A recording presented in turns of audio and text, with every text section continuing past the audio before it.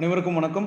Audio video கிளியரா இருக்குன்னு நினைக்கிறேன். நம்ம இந்த வகுப்புல சிந்து சமவெளி நாகரிகம் தான் பார்க்க போறோம். Indus valley civilization, one of the oldest civilization in the world. ஒரு நாகரிகம் அப்படின்னு சொல்றோம், சிவிலைசேஷன் சொல்றோம். ஏன் இதை சிவிலைசேஷன் சொல்றோம்? நம்ம போன கிளாஸ்லேயே சிவிலைசேஷன் என்னன்னு பார்த்தோம். சொல்லாமே, நீங்க சிவிலைசேஷன் என்னன்னு சொல்லுங்க. சிவிலைசேஷன்னா என்ன, நாகரிகம் பத்தி பார்த்தோம். யாராவது சும்மா டைப் பண்ணுங்க, சொல்லுங்க, உங்களுக்கு தெரிஞ்சதை சொல்லுங்க. Indies valley civilisation. சிவிலைசேஷன், நாகரிகம் அப்படின்னா என்ன? பண்பாடு, கல்ச்சர், நாகரிகம், இது எல்லாத்தையுமே பத்தி டிஸ்கஸ் பண்ணிட்டு இருந்தோம் போன கிளாஸ்ல. Good evening all. வணக்கம். சிந்து சமவெளி நாகரிகம் பத்தி பார்க்க போறோம். What you mean by civilization? நாகரிகம் அப்படின்னா என்ன? மனித நாகரிகம் தோன்றுச்சு அப்படின்றத நம்ம பார்க்குறோம். ஒரு நம்ம ஏன்ஷியன் இந்தியால ஒரு மிக முக்கியமான பகுதி ஹாபிட்ஸ் அப்படின்னு சொல்றீங்க. ஓகே,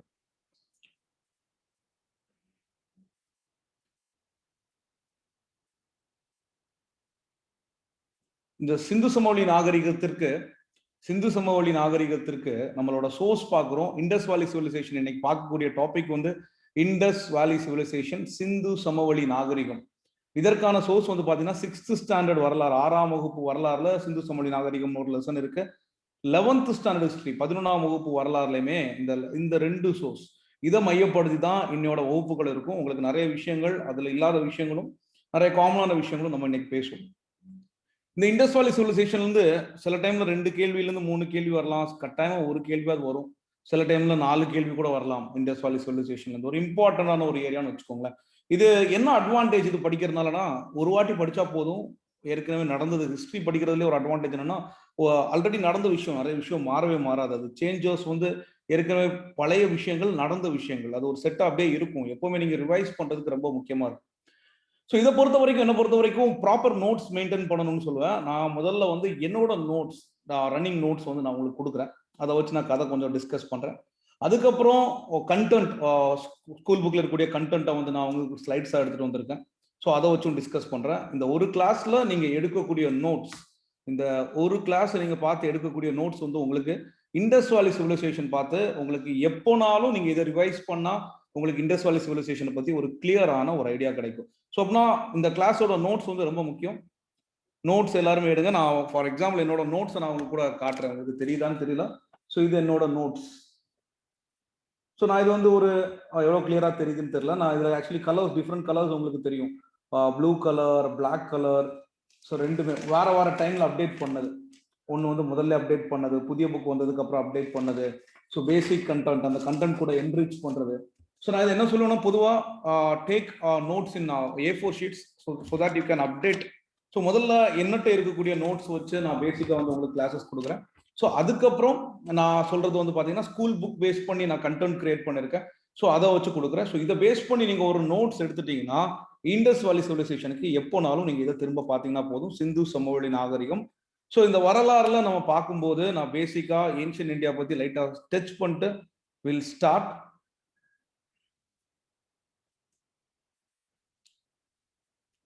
இந்த ஏன்ஷியன் இந்தியா அப்படின்னு சொல்லி பழங்கால வரலாறு அப்படின்றத பார்க்கும்போது நம்ம சொல்லியிருப்போம். அதாவது ஏன்ஷியன் இந்தியாவா நான் ஒரு சிம்பிளா நான் உங்களுக்கு இதுல சொல்லிடுறேன். ஒரு சிம்பிள் ஸ்ட்ரக்சரா ஏன்ஷியன் இந்தியா என்ன நடந்துச்சு அப்படின்றத சொல்லிடுறேன். அதுக்கப்புறம் இண்டஸ் வேலி சிவிலைசேஷனுக்கு போகலாம். ஸோ முதல்ல பார்க்கும்போது லித்திக் ஏஜ் அப்படின்னு சொல்லி நம்ம பார்க்கலாம். Lithic age. ஸோ இது வந்து கற்காலம்.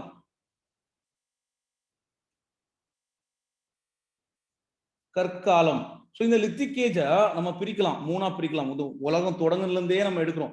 பாலியோலித்திக், நம்ம தான் சொன்னோம் போன கிளாஸ்ல வரலாறு பத்தி சொல்லும்போது, ஹிஸ்டரிக்கும் நான் என்ன சொல்றேன்னா, ஹிஸ்டரி ஒரு பார்ட், நம்ம ஒரு சேஞ்சஸ் தான் படிக்கிறோம். ஸோ ஹிஸ்டரிஸ் நம்ம வந்து படிக்கிற ஒரு மாற்றங்கள், ஒவ்வொரு மாற்றங்களும் ஒரு எவாலுவேஷன்.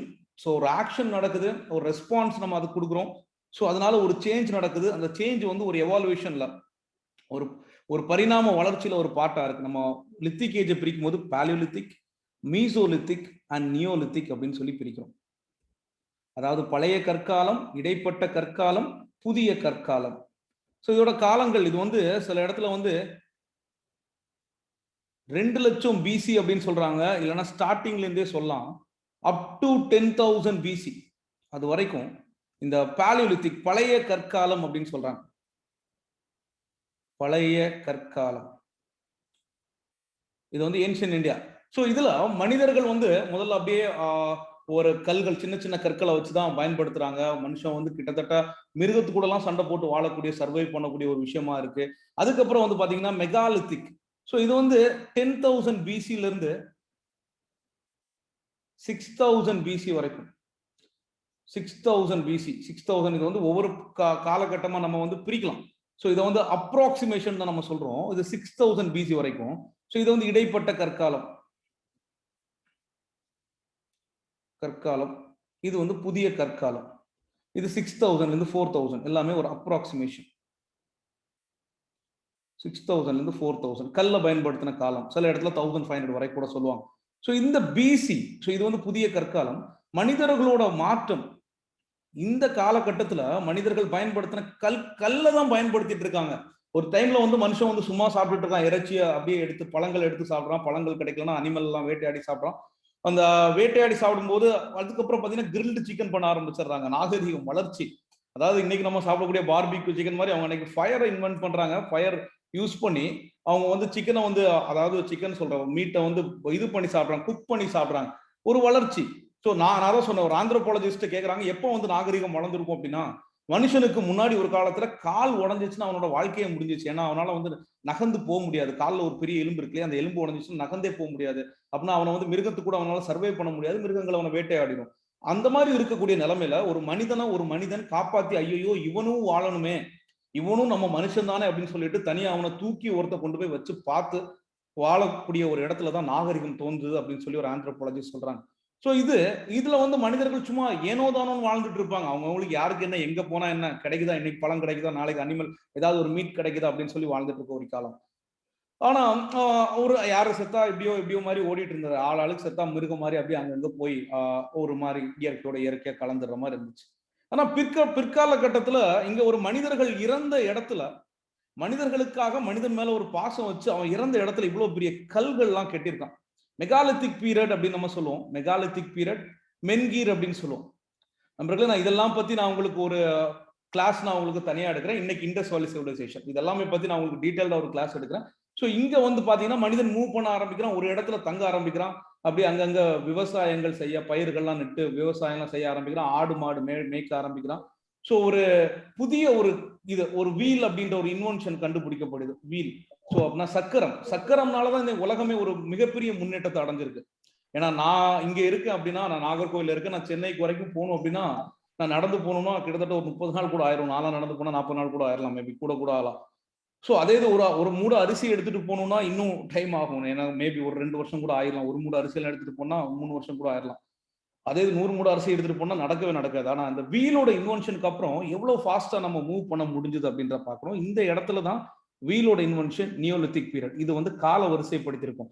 நான் திரும்பவும் சொல்றேன், காலத்தை மனப்பாடம் பண்ண வேண்டிய தேவையில்லை. இதை நீங்க நோட்ஸ் எடுத்து வச்சுக்கலாம். லித்திக் ஏஜ் அப்படின்னு சொல்லியிருக்கு. இது பிஃபோர் இண்டஸ் வேலி சிவிலைசேஷன் போறதுக்கு முன்னாடி an insight to ancient India. நம்ம அதாவது முற்கால இந்தியா, நம்ம பழங்கால இந்தியா அப்படின்னு சொல்லல. பழங்கால இந்தியா, இடைக்கால இந்தியா, நவீனம் இந்திய கால இந்தியா. ஸோ பழங்கால இந்தியாவுக்கு ஒரு இன்சைட் மாதிரி இந்த கிளாஸ் நீங்க இதுல எடுத்துட்டு அதுக்கப்புறம் will start Indies valley civilisation அப்படியே போகும். ஸோ இது முடிச்சதுக்கு அப்புறம் சால்கோலித்திக் ஏஜ் அப்படின்னு சொல்லக்கூடிய, சால்கோலித்திக் ஏஜ்னா காப்பர் பயன்படுத்துறாங்க. முதல்ல வந்து நம்ம லித்திக் ஏஜ் பார்த்தோம். லித்திக் ஏஜ்க்கு அடுத்தது வந்து பாக்குறது மெட்டல் ஏஜ். மனிதர்கள் கற்களை பயன்படுத்திய பின் அவர்கள் பயன்படுத்த ஆரம்பித்தது உலோகங்களை. மெட்டல் ஏஜ் 4000ல இருந்து இங்க 600 வரைக்கும், கிட்டத்தட்ட 1500 இருந்து 1000, 1500 600 இந்த மாதிரி வேதிக் பீரியட் டைம்ல வரைக்கும் இதை வந்து பயன்படுத்த ஆரம்பிச்சிட்டாங்க அப்படின்றத நம்ம சொல்லலாம். கிட்டத்தட்ட சில இடங்கள்ல கம்மியா கூட மெட்டல் ஏஜை வந்து சொல்லுவாங்க. அதை ஃபார் எக்ஸாம்பிள் 4000ல இருந்து 1500 இதை பிரிச்சோம்னா நம்ம காப்பர் ஏஜ்னு சொல்லுவோம். முதலாக மனிதன் பயன்படுத்தியது காப்பர் தான். 4000ல இருந்து 1500. இதை பிரிச்சோம்னா அடுத்தது அயன் ஏஜ். மனிதர் வந்து அயனை பயன்படுத்துறாங்க. அதோட காலம் 1500ல இருந்து 600 வரைக்கும். இந்த பிசி இந்த மாதிரி பிரிச்சுக்கலாம். இது வந்து அயன் ஏஜ். ஸோ இதை வேத காலத்தோட ஒரு பீரியட் சொல்லலாம். இது வந்து அதாவது மெட்டலை பயன்படுத்த ஆரம்பிக்கிறாங்க. முதலில் மனிதன் பயன்படுத்திய உலோகம், இது உலோக காலம். உலோக காலம் இது வந்து செம்பு காலம் அப்படின்னு சொல்லுவோம். இதை வந்து இரும்பு காலம் அப்படின்னு சொல்லுவோம். முதலாக மனிதர்கள் பயன்படுத்திய இது வந்து மெட்டல் வந்து பாத்தீங்கன்னா செம்பு, காப்பர், அதுக்கப்புறம் அயனி. ஸோ இதுக்கு அடுத்துதான் ஒரு நாகரிகம் தொடங்குது. அந்த நாகரிகம் தான் நம்ம இன்னைக்கு பார்க்க போறோம். இண்டஸ் வேலி சிவிலைசேஷன் தான் இன்னைக்கு பார்க்க போறோம். ஸோ தேர்ட் வந்து பாத்தீங்கன்னா சிந்து சமவெளி நாகரிகம், இண்டஸ் வேலி சிவிலைசேஷன். இதை பத்தி தான் இன்னைக்கு ஃபுல்லாவே பார்க்க போறோம். சிந்து சமவெளி நாகரிகம் அப்படின்னு சொல்லுவோம் நண்பர்களே. இதோட காலங்கள் பல்வேறு காலகட்டத்தில் வார மாதிரி டிஃபைன் பண்ண இருக்கு. 3250 இருந்து 2750. இது வந்து யார் சொன்னா பழைய புத்தகத்தில் இருக்கக்கூடிய இயர். சார் ஜான் மார்ஷல் சொன்னபடி இந்த இயர் சிந்து சமவெளி நாகரிகம். இதுல வந்து நம்ம ஹராப்பா, மொஹன்ஜதாரோ இந்த மாதிரி போட்ட நம்ம நிறைய நகரங்களை படிப்போம்.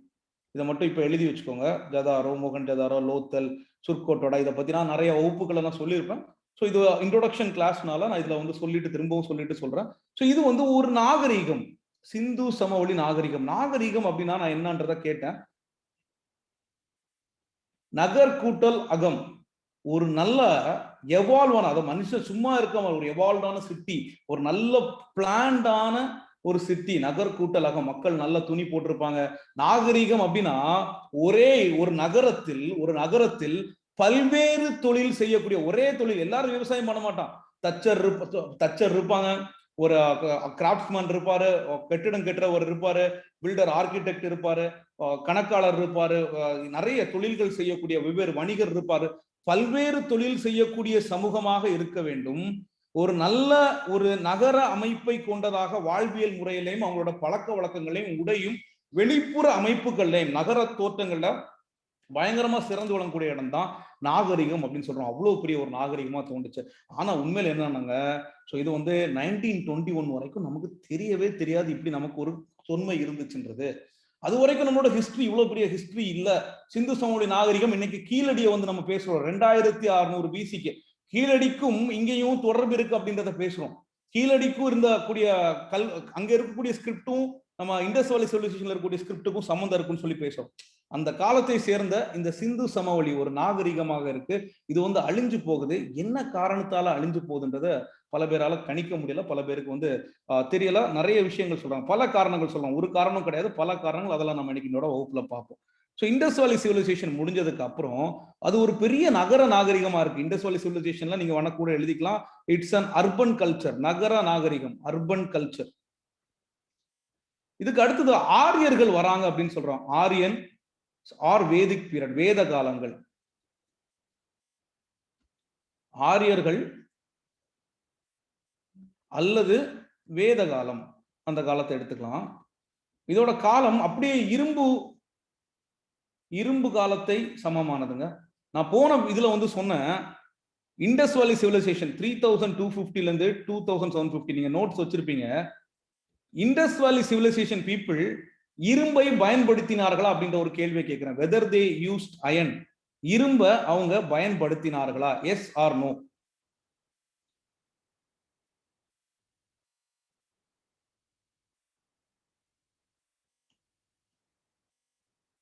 நோ நோ, இரும்பை பயன்படுத்தவில்லை அப்படின்னு சொல்றீங்க. Very good. ஸோ அவங்க இரும்ப பயன்படுத்தவில்லை தான் கரெக்டா. அவங்க ஏன்னா அவங்களோட காலம், சிந்து சமவெளி மக்களோட காலம் 3250 இருந்து 2750. ஆனா இரும்போட காலம் 1500 இருந்து 600. ஸோ அப்படின்னா இதற்கு அப்புறம் தான் வரும். ஏன் இது இப்படி ஒரு இயர் வருதுன்னு ஒரு டவுட் இருக்கலாம் எல்லாருக்கும். இதை சைட்ல வேணா நான் சொல்றத சைட்ல வேணா நோட் பண்ணி வச்சுக்கோங்க. ஸோ இப்போ நான் பிசி அப்படின்னு சொல்றேன். பிசி இது வந்து கிரைஸ்ட் ஒருத்தர் பிறகுறார், அவரோட இயர்னு வச்சுக்கோங்க. ஜீசஸ் கிரைஸ்ட்னு வச்சுக்கோங்க, இல்லைன்னா பிசி ஒரு காமனா ஒரு இயர்னு வச்சுக்கோங்க, பிஃபோர் காமனரா. ஸோ இதுக்கு முன்னாடி ஒரு வருஷம், இதுக்கு முன்னாடி 2 வருஷம், 3 4 இப்படியே போகும்போது 5 1000 2000 3000 4000 இப்படிதான் போகும். ஸோ அப்படின்னா இதுக்கு அப்புறம் வர்றது இங்க வந்து இவர் இறந்துடுறார் ஏடி. ஸோ இந்த பீரியட் ஆஃப்டர் டெத், அவர் சியும் டியும் இருக்குன்னு வச்சுக்கோங்க, ஒரு லைன்ல வச்சுக்கோங்க. இதை வேணா சியும் டி இவரோட டெத் இருக்கு. இதுக்கு அப்புறம் வரக்கூடியது ஆஃப்டர் டெத் 1 2 3 4, அடுத்தது ஒரு 200 300 1000 2000 2021 இன்னைக்கு நம்ம நிக்கிறோம். ஸோ இது வந்து இதுக்கு அப்புறம் உள்ளது. இதுக்கு முன்னாடி உள்ளது சொல்றது நம்ம இங்க இருந்தா போவோம். பிஃபோர் ஜீசஸ், பிஃபோர் கிரைஸ்ட் 1 2 3 4 5 அப்படின்னா இந்த பீரியட்ல முதல்ல இங்க வந்து இதுதான் வந்து நம்மளுக்கு அதுக்கு முன்னாடி இருந்த பீரியட். இந்த பீரியட்ல வந்து 3250 இருந்து 2750 வரைக்கும் அவங்க வந்து காப்பர் தான் பயன்படுத்தினாங்க. அதுக்கப்புறம் தான் அவங்க வந்து அயன் பயன்படுத்தினாங்க. இந்த இயரை வந்து உங்களுக்கு மேட்ச் பண்றதுக்கு புரியும். நான் சொன்னது புரிஞ்சுதா? புரியலனா திரும்ப ஒரு வாட்டி யாருக்கா டவுட் இருந்துச்சுன்னா சொல்லுங்க. நான் திரும்பவும் சொல்றேன். ஸோ இது ஏன் வந்து இங்க இருந்து போகுது? பிஃபோர் அப்படின்னு சொல்றோம். இப்போ கிரைஸ்டுக்கு முன்னாடி எத்தனை வருஷத்துக்கு முன்னாடி இருந்தாங்க? 5 வருஷத்துக்கு முன்னாடி இருந்தாங்க. எத்தனை வருஷத்துக்கு முன்னாடி இருந்தாங்க? 1000 வருஷத்துக்கு முன்னாடி இருந்தாங்க. இந்த 1000 வருஷம் தான் நம்மளுக்கு நியரர் ஹிஸ்டரி. 2000 வருஷம் நியரர் ஹிஸ்டரி இல்ல, அதுக்கு ரொம்ப தள்ளி போன ஹிஸ்டரி. 10 லட்சம் வருஷம்ன்றது ரொம்ப தள்ளி போன ஹிஸ்டரி. நான் சொல்றது தெளிவா புரிஞ்சிருக்கும்னு நினைக்கிறேன். ரைட்டா? Right. Aryans or Vedic period அப்படின்றத நான் சொன்னேன். ஆரியர்கள் ஆர் வேதிக் பீரியட் இதை எழுதியிருப்பீங்க. இது வந்து ஒரு வில்லேஜ் நாகரிகம்ங்க. எப்படி ஒரு நகரத்துக்கு அப்புறம் ஒரு வில்லேஜ் வர்றது வேத காலம். இந்த வேத காலத்தை நம்ம வந்து மூணா பிரிக்கலாம், சாரி ரெண்டா பிரிக்கலாம். ஒன்னு ஓல்டு வேதிக், இன்னொன்னு நியூ வேதிக். பழைய வேத காலம், புதிய வேத காலம். இந்த ஓல்டு வேதிக்ல நம்ம பாத்தீங்கன்னா ரிக்க வந்து சேர்த்துக்கலாம். இதுல வந்து பாத்தீங்கன்னா யாஜூர், சாம, அதர்வனம், இந்த மாதிரி மூணா பிரிச்சுக்கலாம். பழைய வேத காலம், புதிய வேத காலம், இல்லைன்னா later early Vedic period, old வேதிக்னா ஏர்லி, லேட்டர் வேதிக் பீரியட் அப்படின்னு சொல்லி எடுத்துக்கலாம். ரைட்டா? புதிய வேத காலம். இந்த வேத காலத்தோட பீரியட் நான் என்ன சொன்னேன்னா 1500 இருந்து 600. ஸோ இதுல இந்த பழைய வேத காலம் வந்து பாத்தீங்கன்னா 1500 இருந்து 1000. ஸோ இது வந்து 1000ல இருந்து இயர்லாம் மனப்பாடம் பண்ண வேண்டாம், போக போக நீங்க படிச்சுக்கலாம். 1000ல இருந்து 600 பிசி. ஸோ இங்க பாத்தீங்கன்னா பழைய வேத காலங்கள்ல இங்க இதுல கீழே கூட நீங்க எழுதிக்கலாம் இடம் இருக்கும்போது உங்களுக்கு. உமன் வேர் ரெஸ்பெக்டட், பெண்கள் மதிக்கப்பட்டார்கள், பெண்களுக்கு கல்வி வழங்கப்பட்டது, உமன் எஜுகேஷன். பெண் கடவுளை வழிபட்டார்கள், உமன் காடஸ், பெண் கடவுள்கள். பெண்கள் மதிக்கப்பட்டார்கள், பெண்களுக்கு கல்வி வழங்கப்பட்டது, பெண் கடவுள் வழிபாடு இருந்தது. பெண்களை வந்து ஒரு நல்ல நிலைமையில வச்சிருந்தாங்க. ஆனா புதிய வேத காலம் இங்க இது வந்து ரிக்யா வேத காலம் அப்படின்னு சொல்லலாம். இங்க யாஜூர், சாம, அதர்வன காலங்கள்ல பெண்களோட நிலைமை மோசமாச்சு. அவங்களுக்கு கல்வி கிடைக்கல. சதி மாறிப்பட்ட சதி அப்படின்னு சொல்லுவோம். கணவன் இறந்தால் பெண்ணும் வந்து கணவனோட சேர்ந்து அவங்க வந்து உடன்கட்டை ஏறணும்னு சொல்லுவோம். அந்த மாதிரிப்பட்ட ஈவில் பிராக்டிசஸ் இந்த பீரியட்ல நடக்குதுன்னு பாக்குறோம். இப்போ சமூகத்துல இந்த பழைய வேத காலத்துல இருந்து இந்த புதிய வேத காலத்துக்கு போறதுக்கு முன்னாடியே எக்கச்சக்கமான ஒரு நிறைய டிஸ்கிரிமினேஷன்ஸ், சோசியல் ஈவில்ஸ் நிறைய மக்கள் மத்தியில புகுத்தப்பட்டிருக்கு அப்படின்றத பார்க்கிறோம். பிற்காலத்துல தயானந்த சரஸ்வதினு ஒரு நம்ம இதுல வராங்க, சோசியல் ரிஃபார்மர், கேள்விப்பட்டிருப்பீங்க. ஆரிய சமாஜத்தை தோற்றுவித்தவர், ஒரு மிகப்பெரிய ரிஃபார்மர். இவர் ஆரம்பிக்கக்கூடியதான் ஆரிய சமாஜ். இவர் வந்து அழகா ஒரு வார்த்தை சொல்லியிருப்பாரு, நம்ம மாடர்ன் இந்தியால படிப்போம். கோ பேக் டு வேதாஸ், வேதங்களை நோக்கி பயணம் செய். Go back to Vedas. அவர் வந்து இந்த வேதத்துக்கு போக சொல்லல, மாறாக அவர் சொன்னது பழைய வேதத்துக்கு போக சொல்றாரு. பழைய வேத காலத்துல சமூகம் நல்ல நிலைமையில இருந்துச்சு, அதை நம்ம கடைபிடிப்போமே அப்படின்றதான் அவர் சொல்றாரு பிற்காலத்துல வந்து அப்படின்றத சொல்றோம். இந்த வேத காலங்கள்ல நிறைய விஷயங்கள் மக்களுக்கு வந்து புரிய மாட்டேங்குது. இதுக்கப்புறம் வந்து உபநிடதங்கள் வருது. வேதத்துக்கு அப்புறம் உபனிஷாட்ஸ் அப்படின்னு சொல்லுவோம். உபநிடதங்கள் வந்து வேத காலத்துல இருக்கக்கூடிய விஷயங்களை உபநிடதங்கள் அழகா வந்து கிரிட்டிசைஸ் பண்ணுது. தவறு, அது கிரிட்டிசைஸ் பண்ணுது. பிலாசபிக்கல் கண்டென்ட்டா இருக்கு. யாருக்கும் ஈஸியா புரிய மாட்டேங்குது. என்னப்பா உபநிடதங்கள்னு சொல்றாங்க, ஒன்னும் புரிய மாட்டேங்குது. உபநிடதங்கள் நல்ல கண்டென்ட் இருந்தது. இப்போ இந்த வேத காலத்துல மக்கள்கிட்ட என்ன சொல்லிட்டு இருந்தாங்கன்னா, உனக்கு ஏதாவது ஒரு கஷ்டம் வந்துடுச்சுன்னு வச்சுக்கோ, உனக்கு வந்து பரிகாரம் செய்யணும். அதை யாரு செய்வாரு? பிராமணர் தான் பண்ணுவாரு, பிரீஸ்ட் தான் பண்ணுவாரு. அவருக்கு 1000 நிக்ஷா, 1000 பொற்காசுகள் நீ வந்து கொடுக்கணும் அப்படின்பாங்க. ஐயோ, எல்லாராலையும் கொடுக்க முடியாது இல்லையா? இந்த மாதிரி பல பேர் வந்து ஒரு ஆதங்கத்துல இருக்கும் பொழுதுதான் மக்களுக்கு எளிமையா அப்ரோச் பண்ணக்கூடிய இரு பெரும் சமயங்கள் தோற்றுவிக்கப்பட்டது. இரு பெரும் மகான்களால, புத்தர் மற்றும் மகாவீரரால புத்திசம், பௌத்த சமயம் மற்றும் சமண சமயம், ஜெயினிசமும் தோற்றுவிக்கப்படுது. சோ காலத்தின் தேவை அங்க ஒரு இருக்கு. ஈஸியான ஒரு ரிலிஜியன் தேவை. கடவுளை ஈஸியா வழிபடணும், காசுலாம் கொடுத்து வழிபட முடியாது. எளிமையா ஒரு விஷயத்த சொல்லி புரிய வைக்கணும். மக்களுக்கு எளிமையான கருத்துக்கள் மூலமா இந்த காலத்துல வரக்கூடியவங்க தான் புத்திசம் அண்ட் ஜெயினிசம். அந்த காலத்துல அவ்வளவு அழுக்கு வந்துருச்சு. அந்த அழுக்குகளை சொல்லி புரிய வைக்கிறதுக்கே ஒரு ஒரு அமைப்புகள் எளிமையா சொல்லி புரிய வைக்கிறதுக்கு, அதான் புத்த சமயம், சமண சமயம். ரைட்டு, புரிஞ்சிருக்கும்னு நினைக்கிறேன். அடுத்தது புத்திசம் அண்ட் ஜெயினிசம்.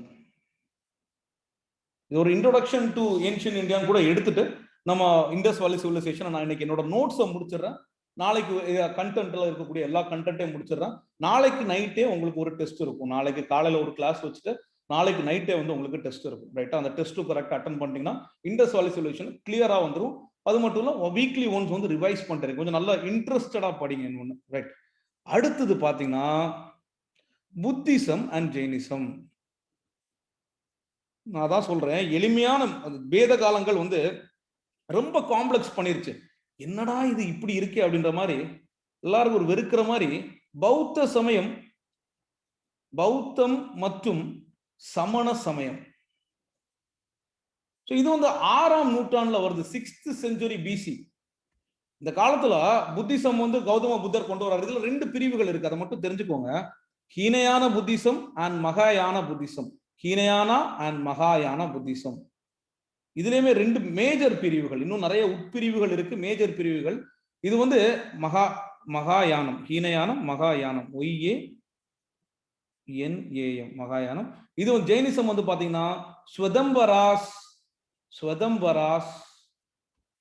அண்ட் திகம்பராஸ். திகம்பராஸ், திக் அப்படின்னு நம்ம சொல்லுவோம்ல, திகம்பராஸ். திகம்பராஸ் அப்படின்னா திசை, 8 திக்கும் ஒலிக்கட்டும் அப்படின்னு சொல்லுவோம். 8 திசைகளும். இவங்க வந்து திசைகளை ஆடையாக அணிந்தவர்கள். அதாவது பௌத்தம் வந்து பாத்தீங்கன்னா ஹீனயான புத்திசம், மகாயான புத்திசம் அப்படின்னு சொல்லி 2ஆ பிரிக்கிறோம். ஹீனயான புத்திசம், மகாயான புத்திசம். இதுல இருந்து இன்னைக்கு எடுக்கக்கூடிய கிளாஸ்ல, நாளைக்கு எடுக்கக்கூடிய கிளாஸ்ல இருந்து குவிஸுக்கு வந்து கொஸ்டின்ஸ் கொண்டு வருவோம். நல்லா தெளிவா பார்த்து நோட்ஸ் எடுத்து திரும்ப பாருங்க. இதுல ஒண்ணுமே இல்லை, தெளிவா பார்த்து திரும்ப பாருங்க. ரைட். சமண சமயத்தை பிரிச்சீங்கன்னா ஸ்வதம்பராஸ் அண்ட் திகம்பரர்கள்.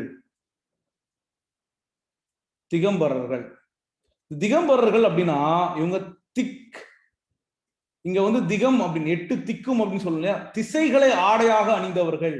டைரக்ஷன் தான் இவங்களுக்கு ட்ரெஸ் அப்படின்னா திசையை ஆடையாக அணிந்தவர்கள். உடை அணிந்து இருக்க மாட்டார்கள். இவங்க வந்து நோ ட்ரெஸ்ஸுங்க. இவங்க வந்து நோ ட்ரெஸ், இவங்களுக்கு துணியே போட்டிருக்க மாட்டாங்க. முற்றும் துறந்தவர்கள். திசை தான் எங்களுக்கு ஆடை அப்படின்னு சொல்லி நோ ட்ரெஸ். இவங்க என்ன பண்ணுவாங்க? ஸ்வதம்பராஸ், ஸ்வேதா வந்து பாத்தீங்கன்னா ஒரு சாரி போட்டிருப்பாங்க, ஞாபகம் வச்சுக்கோங்க, ஒயிட் சாரி. ஸ்வதம்பராஸ் ஒயிட் சாரி, கையில வந்து இதெல்லாம் வச்சிருப்பாங்க, மயில் இறக்க வச்சு எல்லாத்தையும். இது எந்த உயிர்களையும் துன்புறுத்த கூடாது அப்படின்ற ஒரு கான்செப்ட் எல்லாம் கொண்டு வந்திருப்பாங்க. Desire is the cause of sufferings. எப்போ வாழ்க்கையே ஆசைப்படுறதானே தப்பு, அவான்ற ஒரு விஷயம் மட்டும் இல்ல அப்படின்னா மனுஷன் சந்தோஷமா வாழ்ந்திருப்பான். மனுஷனுக்கு எல்லா தேவையான விஷயங்களுமே கிடைச்சிருக்கும். மனுஷன் வந்து ஆசை வந்து பயங்கரமா போயிட்டு இருக்கதான் வாழ்க்கையை காம்ப்ளெக்ஸ் பண்ணிக்கிறான். இந்த மாதிரிப்பட்ட விஷயங்களை, எளிமையான உண்மைகளை புத்திசமும் ஜெயினிசமும் மக்கள்கிட்ட சொன்னாலும் மக்கள் வந்து பயங்கரமா இதுல ஈடுபட்டாங்க. இதனால நிறைய சேஞ்ச் ஒரு மதத்துல, ஒரு இந்த புத்திசம் அண்ட் ஜெயினிசம் வந்தனால என்ன மாற்றம் வந்து ஏற்பட்டது அப்படின்னு கேட்கலாம். நம்ம நாட்டோட ஸ்பிரிச்சுவாலிட்டி அப்படின்ற ஒரு விஷயம் நல்லா இன்க்ரீஸ் ஆச்சுன்னு சொல்லலாம். அதாவது நல்ல சண்டை போட்டுட்டு இருக்கக்கூடிய ஒரு அசோகா பயன்பட்ட ஒரு மிகப்பெரிய மன்னரே இந்த புத்த சமயத்தை தழுவி தர்மம் தான் தேவை, அடுத்த உயிர்களை வந்து நம்ம கொல்லக்கூடாது அப்படின்னு நினைக்கும் போது பல மாற்றங்கள் அந்த இடத்துல நடந்திருக்கு. இந்த ஒரு இந்தியாவுக்கு ஒரு ஸ்பிரிச்சுவாலிட்டி கொடுத்ததும், ஒரு நல்ல மனப்பாங்கும், அதுக்கு முன்னாடி இருந்ததுக்கும் இதுக்கு அப்புறமும், இந்த புத்திசத்துக்கு அப்புறமும் ஒரு சேஞ்ச் வந்து கட்டாயமா வந்திருக்கும். இதுவரைக்கும் அந்த வேத காலங்கள் எல்லாம் சின்ன சின்ன குட்டி குட்டி பிரின்ஸ், ராஜா, ஜனா அப்படின்னு சொல்லி இவங்க எல்லாம் சின்ன சின்னதா குட்டி குட்டியா அப்படியே அந்த ட்ரைப் எல்லாம் அவங்களே ஆட்சி பண்ணிட்டு இருக்கும்போது உள்ள புதுசா வரான் அப்படின்ற மாதிரி மகாஜன பதங்கள். அதாவது ஒரு ராஜன் அப்படின்னு ஒரு குலா அப்படின்னு குலம் முறைதான் இருந்தது வேத காலத்துல. குலம் அப்படின்றது வேத காலத்துல அப்படியே வேதிக் பீரியட்ல குலம் அப்படின்ற ஒரு பீரியட் தான் இருந்துச்சு. அதாவது ஒரு குலம் தான் ஆட்சி பண்ணுவாங்க. வேத காலம்னா ஒண்ணும் இல்ல, இந்த முதல்ல குட்டி இந்தியா மாதிரி இருக்கும். ஓகே ரைட், சுமாரா வந்திருக்கு, பரவாயில்ல. ரைட். இந்த இடத்துல தான் வேதிக் பீரியட்ல முதல்ல இந்த இடங்கள்ல தான் செட்டில்மெண்ட் ஆனாங்க வேத காலங்கள், ஏர்லி வேதிக் பீரியட். அதுக்கப்புறம் இந்த இடங்கள்லயும் செட்டில் ஆரம்பிச்சாங்க லேட்டர் வேதிக் பீரியட்ல. இந்த இடத்துலயும் செட்டில் ஆக ஆரம்பிக்கிறாங்க. முதல்ல ஒரு குலம் முறை அப்படிதான் இருந்தது. ஒரு குலத்திற்கு ஒரு ஃபேமிலிக்கு ஒரு குலம் சிஸ்டம் அப்படின்னு இருந்தது. அந்த குலம் அதுக்கப்புறம் ஒரு ட்ரைபோட கிங்கா ராஜன் அப்படின்னு சொல்லி பண்றாங்க. அடுத்தது ஜனா அப்படின்னு சொல்றாங்க, ஜனபதம் அப்படின்னு சொல்றாங்க. பெரிய கொஞ்சம் இதை சேர்த்தோம்னா ஜனபதா அப்படின்னு சொல்றாங்க. அடுத்தது வந்து பாத்தீங்கன்னா இதை வந்து மகாஜனபதா அப்படின்னு சொல்றாங்க. பெரிய அந்த எல்லா அங்கா, கோசா, இந்த அவந்தி, இந்த மாதிரி இது இருக்கக்கூடியதுல மகாஜனபதா அப்படின்னு சொல்றாங்க. 16 மகாஜனபதம் இருக்கு. அதுல மகதா டைனாசிட்டி தான் மிகப்பெரிய ஒரு வம்சம். அதை நம்ம பார்க்கிறோம். மகாஜன பதாஸ். 16 மகாஜன பதங்கள் இருக்கு. அதுல வந்து கோசி, வத்சா, இங்க அங்கா, இதுல எல்லாமே பார்க்கும்போது மகதா வந்து செம ஸ்ட்ராங்கா இருக்கு. 16 மகாஜன பதாச வந்து 3 வம்சமா நம்ம பிரிக்கிறோம். மகாஜன பதாஸ், மகதாஸ் 3 வம்சமா பிரிக்கிறோம். இது வந்து ஹாரியங்க வம்சம், ஆரியங்க வம்சம் 3, சிசுநாக வம்சம், நந்த வம்சம். ஹாரியங்க வம்சம், சிசுநாக வம்சம், நந்த வம்சம். Haryanka dynasty, Shishunaga dynasty and Nanda dynasty முடிய போகுது. முடிச்சு நம்ம அப்படியே இதுக்குள்ள ஸ்டார்ட் பண்ணிடுவோம். இண்டஸ் வேலி சிவிலைசேஷனுக்குள்ள போயிடும். இந்த ஹாரியங்க வம்சம் அப்படின்றது அஜாஸ்த சாஸ்திரு அண்ட் பிம்பிசாரா. ஹாரியங்க வம்சம், இதுல ஒரு கதை இருக்கு, நான் சொல்றேன். ஸோ இது வந்து அஜாஸ்த சாஸ்திரு அண்ட் பிம்பிசாரா அப்படின்ற 2 பேர் இருக்காங்க. அஜாஸ்த சாஸ்திரு 2 பேரும் புத்தரோட சம காலத்துல சேர்ந்தவங்க. பிம்பிசாரா புத்தரோட சம காலத்தை சேர்ந்தவங்க. பிம்பிசாரா.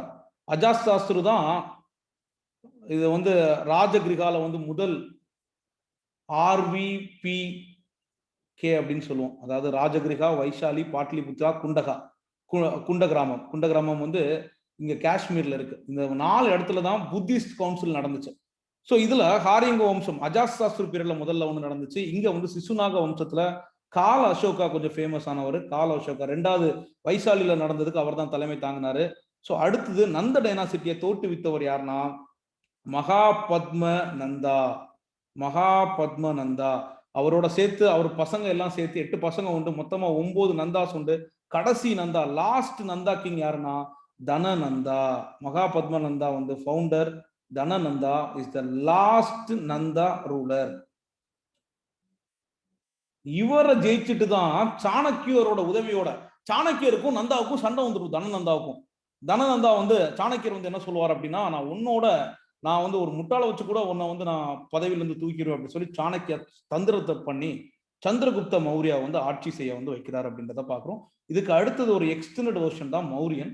சில இடங்கள்ல நம்ம பள்ளி புத்தகங்கள்ல சில இடங்கள்ல மகாஜன பதாசோட எக்ஸ்டென்ஷா கொடுத்திருப்பாங்க. நம்ம இதை எப்படி டிரான்ஸ்ஃபர்மேஷன் பார்க்கணும்னா, இதெல்லாம் ஒரு குறுநில மன்னர்களா இருந்ததான். From chiefdoms to Empire.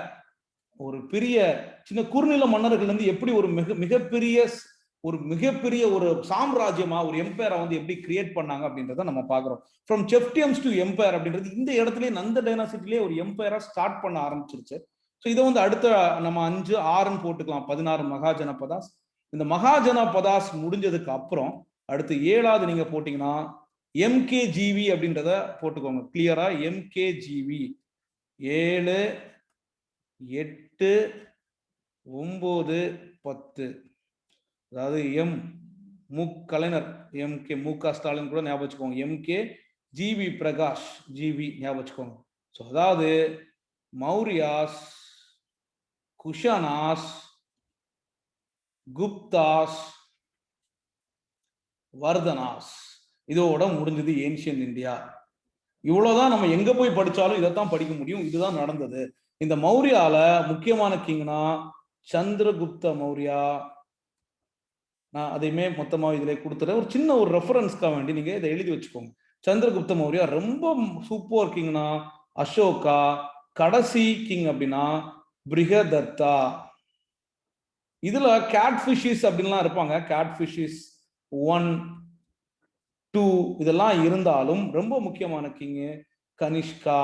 கேட்ஃபிஷஸ் 1, கேட்ஃபிஷஸ் 2, Kanishka ரொம்ப முக்கியமான கிங். குப்தாஸ் அப்படின்னு பாத்தீங்கன்னா சந்திரகுப்தா 1 ரொம்ப பவர்ஃபுல் கிங்னா சமுத்திரகுப்தா இருந்தாரு. இன்னும் ஒரு சூப்பர் கிங் அப்படின்னு பாத்தீங்கன்னா சந்திரகுப்தா 2 இருந்தாரு. செம்மையான ஒரு கிங் வரும். குமாரகுப்தா ஒருத்தர் இருந்தாரு. அவர் வந்து நலந்தா பல்கலைக்கழகத்தை கட்டினார். குமாரகுப்தா. அப்படியே தமிழ்ல எழுதிக்கலாம் நண்பர்களே. மௌரியர்கள், குஷனர்கள், குப்தர்கள், வர்தனர்கள். கொஞ்சம் புரிஞ்சு கொஞ்சம் தெளிவா கிளாரிஃபை ஆகி எழுதி முடிச்சீங்கன்னா திரும்ப பாருங்க. MKGV மௌரியர்கள், குஷனர்கள், குப்தர்கள், வர்தனர்கள். நம்ம போன இதை பார்த்தது 6ஆம் நூற்றாண்டு தான். அதுவும் 6ஆம் நூற்றாண்டு தான் மகாஜன பதாஸ்.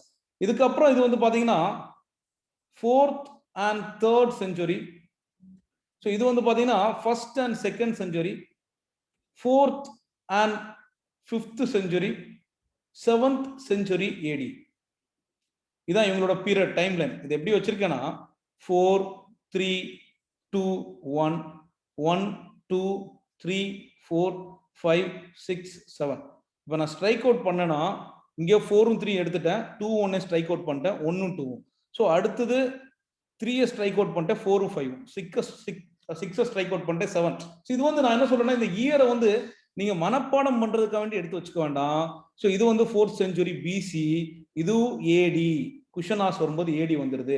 ஏன்னா இந்த கனிஷ்கா பதவி ஏற்ற ஆண்டு வந்து பாத்தீங்கன்னா 78 AD. இத வந்து சாகா எரா அப்படி ஒரு கலண்டர் சொல்லுவோம். இது சாகா எரா. இந்த வருஷத்துல இருந்து அது மட்டும் இல்ல, நமக்கு கெசட்ல இந்த வருஷத்துல இருந்து கிளியரா டாக்குமெண்ட்ஸும் இருக்கு. கெசட்ல பதிவு பண்ண இடம் 78 சாகா எரா. சாகா கலண்டரோட ஸ்டார்டிங் சாகா எரா கனிஷ்கா அரியணைக்கு ஏறிய ஆண்டு 78. ஸோ அப்படின்னா கனிஷ்கா வந்து முதல் நூற்றாண்டுல வரும்ன்றது உங்களுக்கு இங்க தெரிஞ்சிடும். ஸோ அடுத்து 2 நீங்க வந்து 3 கிடையாது, 4 5வது நூற்றாண்டு. இது வந்து AD, இது வந்து 7வது நூற்றாண்டு ஹர்ஷவர்தனர். ஸோ அதாவது 712ஓட நம்மளுக்கு ஏன்ஷியன் இந்தியா முடியுது அப்படின்றத பாக்குறோம். ஸோ இதுல வந்து ராஜபுத்திரர்கள், ராஷ்டிரகுட்டாஸ், ஸோ இவங்களுக்கு ஒரு ட்ரை பார்ட்டியேட் வந்து நடக்கும். ஸோ இதெல்லாமே வந்து நம்ம அடுத்த இதுல வந்து பார்க்கலாம். ஸோ இதுதான் வந்து ஒரு ஓவர்வியூ, ஒரு கிளியரா ஒரு ஐடியா கிடைச்சதா எல்லாருக்கும். ஸோ நான் திரும்ப வந்து ஒரு வாட்டி சொல்லணும்னா திரும்ப நான் ஒரு ஃபாஸ்டா வந்து சொல்லிடுறேன். முதல்ல வந்து நம்ம லித்திக் ஏஜ் வந்து பார்த்தோம், கற்காலம், பேலிலித்திக், மீசோலித்திக் அண்ட் நியோலித்திக். ஸோ அதுக்கப்புறம் வந்து பாத்தீங்கன்னா ஸோ நம்ம வந்து மெட்டல் ஏஜ் வந்து பார்த்தோம். மனிதர்கள் உலோகங்களை பயன்படுத்துறாங்க, காப்பரை வந்து முதல்ல பயன்படுத்துறாங்க, அதுக்கப்புறம் இரும்பை பயன்படுத்துறாங்க. ஒரு நாகரிகம் தொடங்குது நண்பர்களே, சிந்து சமவெளி நாகரிகம் அப்படின்றத சொல்றோம். ஸோ சிந்து சமவெளி நாகரிக மக்களோட காலம் முடிஞ்சதுக்கு அப்புறம் வேத காலங்கள் வருது. ஸோ அதுக்கப்புறம் வேத காலங்களால நிறைய தாக்கம் மக்கள்கிட்ட இருந்தது. அதை ஓவர் கம் பண்றதுக்கு வேண்டி புத்திசம் அண்ட் ஜெயினிசம் வருது. புத்திசம் அண்ட் ஜெயினிசம் முடிஞ்சதுக்கு அப்புறம் மகாஜன பதங்கள் ஆரம்பிக்கிறாங்க. மகாஜன பதங்களுக்கு அப்புறம் மௌரியர்கள், குஷனர்கள், குப்தர்கள், வர்தனர்கள். இதான் ஏன்ஷியன் இந்தியா. ரைட், டைரக்டா now will start Indies valley civilisation. ஒரு சின்ன ஒரு இன்ட்ரோடக்ஷனோட நல்ல கிளியர் கட்டா கண்டென்ட் கொடுக்குறேன், நோட்ஸ் எடுத்துக்கோங்க. இண்டஸ் வேலி சிவிலைசேஷன் போட்டுக்கோங்க.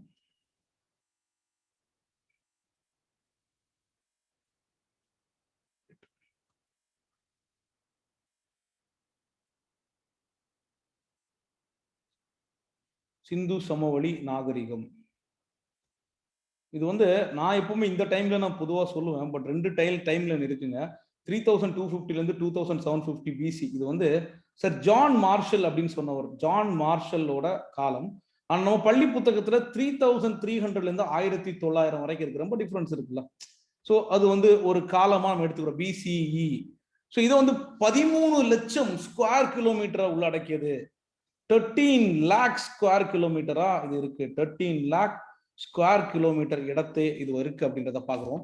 உலகிலேயே பழமையான, உலகத்திலேயே பழமையான நாகரிகம் அப்படின்றத பாத்தீங்கன்னா நம்ம மெசபொட்டோமியன் சொல்லலாம். இந்த மெசபொட்டோமியன் வந்து பாத்தீங்கன்னா 3500, இது 3250, 3300 சொல்றோம். இதுல இருந்து 2000 BC வரைக்கும். ஸோ அதுக்கு அடுத்தது நம்ம சொல்லலாம் இண்டஸ் வேலி தான் சொல்லலாம், அவ்வளவு பழமையானது சிந்து சமவெளி நாகரிகம்.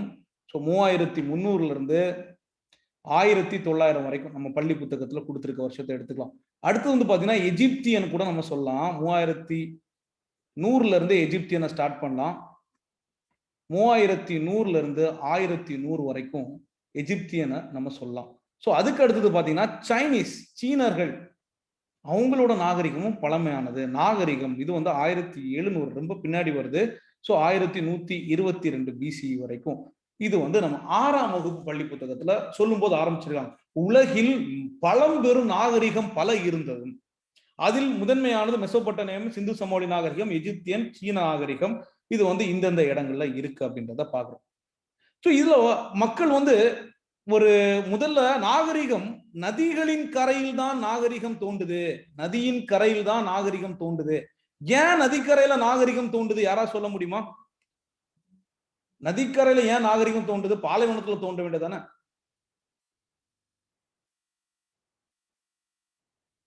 பெண்களுக்கு வந்து ப்ராப்பர்ட்டி ரைட்ஸ் கிடையாது, கரெக்ட். வாட்டர் அவைலபிலிட்டி, வளமான பகுதி, நல்ல நீர், நல்ல நிலம், ஸோ நல்ல இரிகேஷனுக்கு பயன்படுத்தலாம். குடி தண்ணி, குட்ஸை டிரான்ஸ்போர்ட் பண்ணிடலாம். இந்த மாதிரி நதிக்கரையில மிகப்பெரிய நாகரீகங்கள் தோன்றியது எல்லாமே நதிக்கரையில தான் தோன்றுச்சு.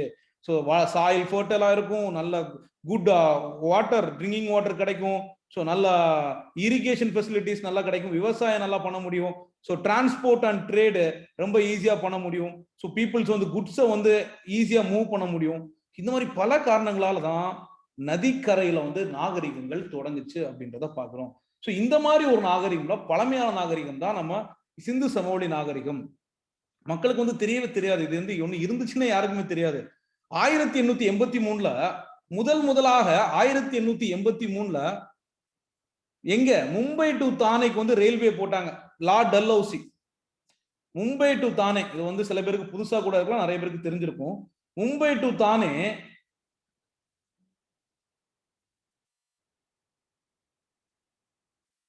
இந்த இடத்துல மும்பை டு தானேக்கு ஒரு ரயில்வே லைன் போடுறாங்க. அப்போ இதுல வந்து ஒரு டல்ஹவுசி வந்து ஒரு ரயில்வே போடும்போது இந்த இடத்துல லாகூர் டு கராச்சிக்கும் அடுத்து ஒரு ட்ராக் வந்து போடுறாங்க. இந்த லாகூர் டு கராச்சிக்கு ட்ராக் போடும்போது சூப்பர் அப்படின்ற மாதிரி நிறைய செங்கல் கிடைக்குது, சுட்ட செங்கல்கள், பர்ன்ட் பிரிக்ஸ் கிடைக்குது. அதுவும் நம்ம மக்கள் வந்து பார்த்தோம்னா ஐ ஜாலி சூப்பர் கல்லு கிடைச்சிருச்சு அப்படின்னு சொல்லிட்டு ரயில்வேக்கு லே பண்ண யூஸ் பண்ணிக்கிறாங்க. இந்த செங்கலை ரயில்வே லேயிங்க்கு யூஸ் பண்ணிக்கிறாங்க. என்ன கேள்வியே கேட்கல யாரும், சும்மா கல் கிடைச்சது அப்படின்னு சொல்லிட்டு. 1861ல இந்தியால archaeological survey of India, ASI, archaeological survey of India அப்படின்னு சொல்லி அமைப்பை தொடங்குறாங்க. எந்த வருஷம் தொடங்குனாங்கன்னு கேட்கலாம். 1861ல archaeological survey of India. So இதோட முதல் சர்வேவரா யார் இருக்கா? இதோட ஹெட் குவார்டர்ஸ் வந்து நியூ டெல்லியில இருக்கு. இதோட முதல் சர்வேவர் யாரு? ஃபர்ஸ்ட் சர்வேவர் 1861ல முதல் அளவீட்டாளர் யார் இருக்கா அப்படின்னா Alexander கன்னிங்கம். Very good, Alexander கன்னிங்கம். Very good. Alexander கன்னிங்கம் அப்படின்றவர் தான் முதலாக இருக்கார். இவர் ஒரு வெளிநாட்டுக்காரர். இவர் தான் அந்த டைம்ல ஒரு சர்வேவரா இருக்கிறார் 1861ல. சோ இதுல லாகூர் கராச்சிக்கு போகும்போது இது கிடைக்குதானா யாருமே பெருசா கண்டுக்கல. சோ இதுல முதல் ஏர்லியஸ்ட் ரெக்கார்ட் அப்படின்றது ஒரு சார்லஸ் மேசன் அப்படின்னு சொல்லக்கூடிய ஒரு எக்ஸ்ப்ளோரர், சும்மா ஜாலியா அங்கங்க சுத்தி பல இடங்கள் சுத்தி பார்க்கக்கூடியவர்.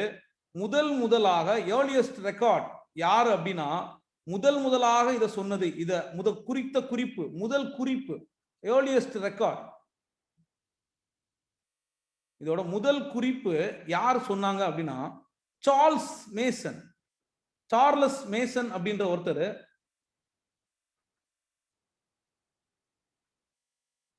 சார்லஸ் மேசன் அப்படின்ற ஒரு நபர் தான் முதலா சொல்றாரு. இவர் என்ன சொல்றாருன்னா, சோ ஒரு சார்லஸ் மேசன் அவர் வந்து ஒரு நியூ ஃப்ரான்டியர் பாகிஸ்தான் சைடுல சொல்றாரு. அவர் வந்து ruined brick castle with very high walls அப்படின்னு சொல்றாரு. அவரோட ஒரு புத்தகத்துல சொல்றாரு ruined brick castles, ஒரு பெரிய கோட்டை, அழிந்து போன ஒரு பிரிக் செங்கலால் ஆனப்பட்ட brick castles with very high wall, ஒரு பெரிய செவர்களோட ஒரு வெரி ஹை வால் அவர் பார்த்து, and tower built in it, high wall and tower built in it, ஒரு பழைய இது இவர் ஒரு குறிப்பில் சொல்றாரு, ஒரு டவர் இருக்கு. அதை வந்து இவர் சொல்றாரு ஒரு சுட்ட செங்கல் எல்லாம் கிடைக்குது. இது வந்து எங்க வந்து இதுக்கு முன்னாடி எடுக்கிறாங்கன்னா ரவி நதிக்கரையில தான் அந்த செங்கல்கள் வந்து எடுக்கப்படுது அப்படின்றத பாக்குறோம். ஸோ 1920 அந்த ஜான் மார்ஷல் வரும்பொழுதுதான், ஸோ 1921 தான் முதலாக ஹராப்பாவை கண்டுபிடிக்கிறாங்க. ஹராப்பாவை கண்டுபிடிச்சனால என்ன சொல்றாங்கன்னா, முதல்ல ஒரு நிமிஷம்,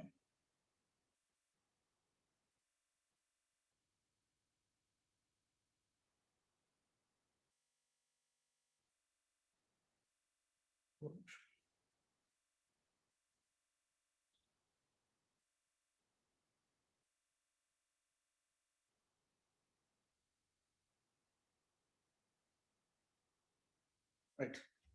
ஸோ இந்த ஹராப்பா முதல்ல கண்டுபிடிச்சனால இதுக்கப்புறம் நிறைய இடங்களை கண்டுபிடிக்கிறாங்க. கண்டுபிடிச்சு நிறைய, இது வந்து ஒரு சின்ன நாகரிகம் கிடையாது அப்படின்றத சிந்து சமவெளி நாகரிகம் பேர் வைக்கிறாங்க. முதல்ல இது கண்டுபிடிச்சனால இத ஹராப்பன் சிவிலைசேஷன் சொல்லுவாங்க. Indus valley civilisation is also known as Harappan civilisation. 1920 excavation பண்றாங்க. 1924 டைரக்டர் ஜெனரலா புதுசா ஒருத்தர் வராரு. அவர் தான் sir John Marshall. Sir John Marshall அப்படின்னு இவர் வந்ததான் சீனே மாத்துறாரு. சர் ஜான் மார்ஷல் என்ன சொல்றாரு அப்படின்னா, இவர் தான் வந்து டைம் எல்லாம் சொல்றாரு.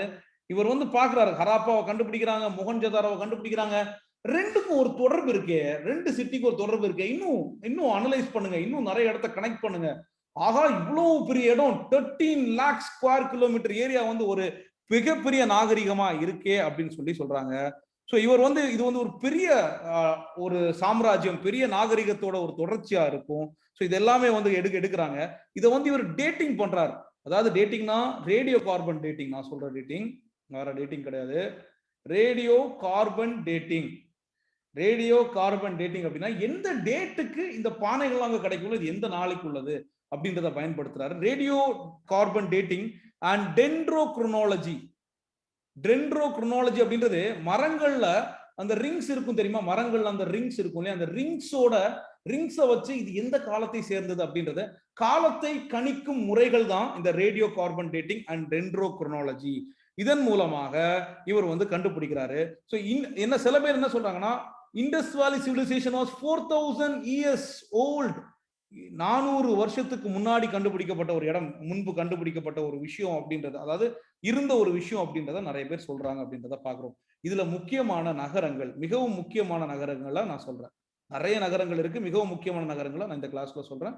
நான் உங்களுக்கு நோட்ஸ்ல வச்சு இன்னும் எக்ஸ்ட்ராவா சொல்றேன். ஹராப்பா, இந்த ஹராப்பா தான் முதல்ல தோண்டி தான் கண்டுபிடிச்சாங்க இல்லையா, அதனால இது புதையுண்ட நகரம் அப்படின்னு சொல்லுவாங்க. Harappa buried city. Buried city, இது வந்து புதையுண்ட நகரம். பரீட் சிட்டி, புதையுண்ட நகரம். அடுத்தது கண்டுபிடிக்கக்கூடிய Mohenjo-daro,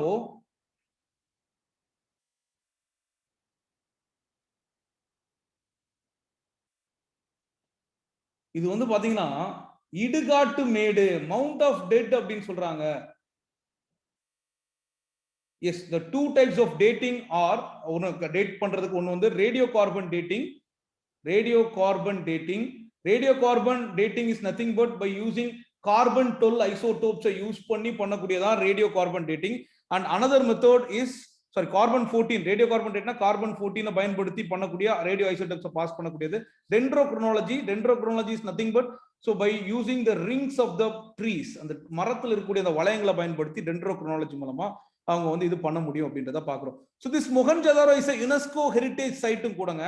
UNESCO heritage site, largest among, அதாவது சிந்து சமவெளி நகரத்திலேயே மிகப்பெரிய நகரம் அப்படின்னு கேட்டீங்கன்னா, சோ இது வந்து மொஹஞ்சதாரோ தான். Largest city of Indus valley civilisation is Mohenjo-daro.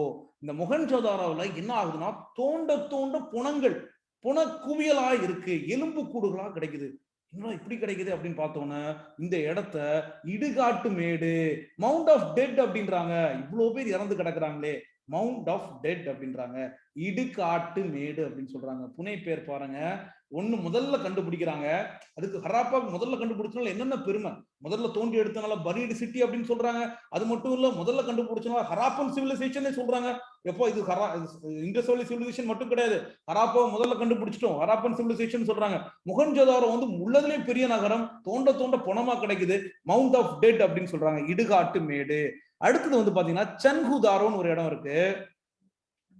இந்த இடத்துல வந்து கோட்டை இல்லா நகரம், நிறைய இடத்துல கோட்டை. சோ சித்ததல் அப்படின்னு சொல்லி இடங்கள்லாம் இருக்கும். சித்ததல், நான் வந்து டவுனோட ஸ்ட்ரக்சர்ல நான் உங்களுக்கு படம் வரைஞ்சு காட்டுறேன். இந்த சன்ஹுதாரோ அப்படின்றது இந்த இடத்துல கோட்டை இல்லா நகரம் அப்படின்னு சொல்றோம். சன்ஹுதாரோ கோட்டை இல்லா நகரம், no fort, city with no fort. மீது எல்லா இடங்களும் மேஜர் சிட்டில இருந்துச்சு, கோட்டை இல்லா நகரம் அப்படின்னு சொல்றோம் சன்ஹுதாரோ. சோ அடுத்தது காளிபங்கான். இந்த காளிபங்கான் வந்து ராஜஸ்தான்ல இருக்கக்கூடிய இடம். இங்க கேமலோட எலும்பு கூடலாம் கிடைச்சிருக்கு. ராஜஸ்தான் காளிபங்கான். காளினாலே நமக்கு தெரியும், இங்க டெசர்ட்டோட இது, அதாவது பாலைவனத்தோட தெய்வம். சோ ராஜஸ்தான்ல இருக்கு. இங்க வந்து கேமலோட எலும்பு கூடலாம் கிடைச்சிருக்கு. இன்னொரு மிகப்பெரிய நகரம் வந்து பாத்தீங்கன்னா லோத்தல். இதை பத்தி தெரியாம இருக்கவே கூடாது. குஜராத்ல இருக்கு. ஒரு துறைமுக நகரம், ஒரு ஆர்டிபிஷியல் போர்ட் உண்டு அங்க ஒண்ணு இருக்கும். லோத்தல் துறைமுக நகரம் குஜராத்ல இருக்கக்கூடியது. நான் உங்களுக்கு எந்தெந்த இடங்களை எப்படி எப்படி ஞாபகம் வச்சுக்கணும்னு சொல்லி தரேன். இப்ப ஜஸ்ட் எழுதிக்கோங்க. குஜராத் லோத்தல், இது வந்து துறைமுக நகரம். துறைமுக நகரம். எஸ், டாக் யார்ட் அப்படின்னு சொல்றோம். ஓகே, உங்களுக்கு ஏதாவது ரைட் ஸ்பெல்லிங் இது இருக்குன்னா நான் கேட்குறேன். இதுல சன்குதாரோ, சன்குதாரோ. ஸோ காளிபங்கான் வந்து BANGAN, Lothal LOTHAL, Lothal, Lothal, right. Mohenjo-daro அடிக்கடி ஏற்கனவே எழுதியிருக்கேன், அதனால அதே ஸ்பெல்லிங்ஸ் வந்து இதில் ரைட். சொல்லும்போது கொஞ்சம் கிளியராக கவனிச்சுக்கோங்க. இப்போ தான் எழுதி பழகுற இந்த போர்டில் கொஞ்சம் நல்லா கிளியர் ஆயிரும் இன்னும். ரைட். இதுக்கப்புறம் வந்து பார்த்தீங்கன்னா நம்மளோட ஹராப்பா, இந்த ஹராப்பா வந்து கண்டுபிடிக்கிறது, அதை வந்து என்னென்ன இருக்கு அப்படின்றத பார்க்கலாம். ஹராப்பா இதை வந்து ஹராப்பா நகரத்தை சிந்தி, ஹராப்பா எங்க இருக்கு அப்படின்னா சிந்தியில ஹராப்பாவுக்கு பரீட் சிட்டி. முதல்ல ஹராப்பா பத்தி பார்க்கலாம். ஹராப்பா இதுல வந்து சிந்தி பேர்ல, சிந்தினா சிந்து நதியை குறிக்குது. அந்த லாங்குவேஜ் ஒரு லாங்குவேஜ் இருக்கு. சிந்தி லாங்குவேஜ்ல இதோட பேர் என்னன்னா பரீட் சிட்டி. நம்ம ஏற்கனவே பார்த்தோம், புதையுண்ட நகரம். வேற ஒண்ணும் இல்ல, பரீட் சிட்டி. இதை வந்து 1921 டிஸ்கவர் பண்றாங்க. இதை டிஸ்கவர் பண்றவர், இதை தோற்றுவித்தவர்னா இத கண்டுபிடித்தவர், டிஸ்கவர்ட் பை, இதை கண்டுபிடித்தவர் யார் அப்படின்னா தயாராம் சஹினி. தயாராம் சஹினி, இதை தோற்றுவித்தவர் தயாராம் சஹினி.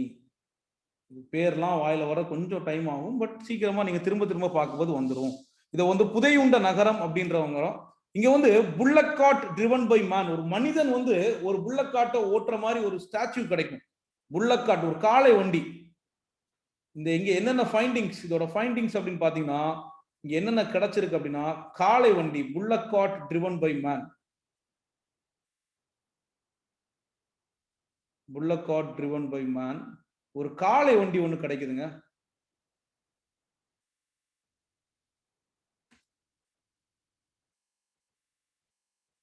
காளை வண்டி, ஒரு ஆள் ஓட்டிட்டு இருக்க மாதிரி ஒரு காளை வண்டி. ஸோ 6 கிரானரிஸ், 6 பெரிய கருவூலங்கள். கிரானரிஸ்னா ஒன்றும் இல்லை, உணவு தானியங்களை எடுக்கக்கூடிய, வைக்கக்கூடிய, பாதுகாத்து வைக்கக்கூடிய கருவூலங்கள் 6 பெருசு கிடைக்குது. 6 களஞ்சியங்கள்னு சொல்லலாம். உணவு தானியங்கள் கிடைக்கிறது சேர்த்து வைக்கக்கூடியது. R37 கல்லறை வடிவிலான R37 அப்படின்னு சொல்லி ரோமன் லெட்டர்ல போட்டு ஒரு கல்லறை அங்க இருக்கு அப்படின்றத பாக்குறோம். ஒரு கல்லறை, ஒரு டாம்ப் இருக்கு அப்படின்றதையும் பாக்குறோம். ஸோ ஹராப்பாவை 2 வகையா, இதை வந்து இதுதான் ஹராப்பாவோட மீனிங் வந்து பரீட் சிட்டி 1921 கண்டுபிடிக்கிறாங்க. இதை கண்டுபிடிக்கிறவர் தயாராம் சஹினி அப்படின்றவர் முதலாக கண்டுபிடிச்சது வந்து. அடுத்தது வந்து மொகஞ்சதாரோ வந்து RD பானர்ஜி கண்டுபிடிப்பார். இந்த ஹராப்பா 2 இதா இருக்கு, அப்பர் டவுன், லோவர் டவுன் அப்படின்னு சொல்லி. இந்த ஹராப்பாவை நம்ம 2ஆ எடுத்துக்கலாம். ஒன்னு வந்து பாத்தீங்கன்னா அப்பர் டவுன், இன்னொன்னு வந்து லோவர் டவுன். ஸோ இது வந்து அப்பர் டவுன்ன்றது யார் வாழ்வாங்க அப்படின்னா பெரிய பெரிய பணக்காரர்கள். இந்த சிட்டி இட் வாஸ் கால்ட், இது வந்து அப்பர் டவுன்ன்றது இப்படி இருக்கும், சித்ததல் மாதிரி. இது வந்து ஹைட்டா இருக்கும். ஸோ லோவர், இது வந்து சித்ததல் அப்படின்னு சொல்லுவாங்க, ரொம்ப ஹைட்டா இருக்கும். லோவர் டவுன் வந்து கீழே இருக்கும். இங்க வந்து பெரிய அபிஷியல்ஸ் தான் வாழ்வாங்க. The part of the city to the west was higher. இந்த வெஸ்ட் வந்து, இந்த சிட்டி வந்து சிட்டியோட வெஸ்ட் வந்து எப்படி இருக்கும்னா ஹையரா இருக்கும்.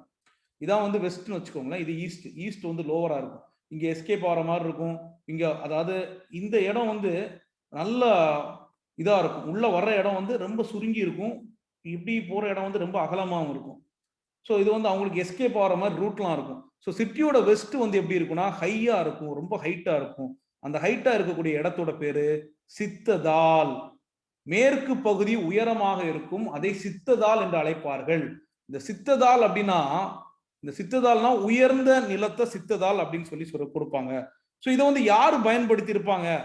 So used by administrators.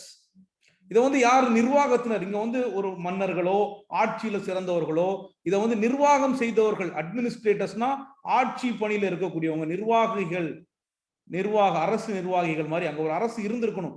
இவ்வளவு பெரிய ஒரு ஸ்ட்ரக்சர்டா நீங்க பாத்தீங்கன்னா அவ்வளவு ஒரு அருமையான ஒரு நகர அமைப்பு அந்த காலத்துல ஒரு 3250 ஒரு 5000 வருஷத்துக்கு முன்னாடி இவ்வளவு பெருசா எப்படி இருந்திருக்கும் அப்படின்றத நம்மள யோசிக்க முடியல. அவ்வளவு அருமையான ஒரு ஆர்கிடெக்சர் ஸ்ட்ரக்சர்லாம் அங்க இருக்கு அப்படின்றத பாக்குறோம். ஸோ கிரேட் பாத் அண்ட் கிரானரிஸ்லாம் இங்கதான் இருக்கு. இந்த அப்பர் டவுன்ல தான் அட்மினிஸ்ட்ரேஷன் இருக்காங்க. கிரேட் பாத் கிரானரிஸ்லாம் மேலதான் இருக்கு. கருவூலங்கள் களஞ்சியங்கள் எல்லாமே மேலதான் இருக்கு. இந்த லோவர் டவுன் வந்து பாத்தீங்கன்னா the part of the city east வந்து லோவரா இருக்கும்.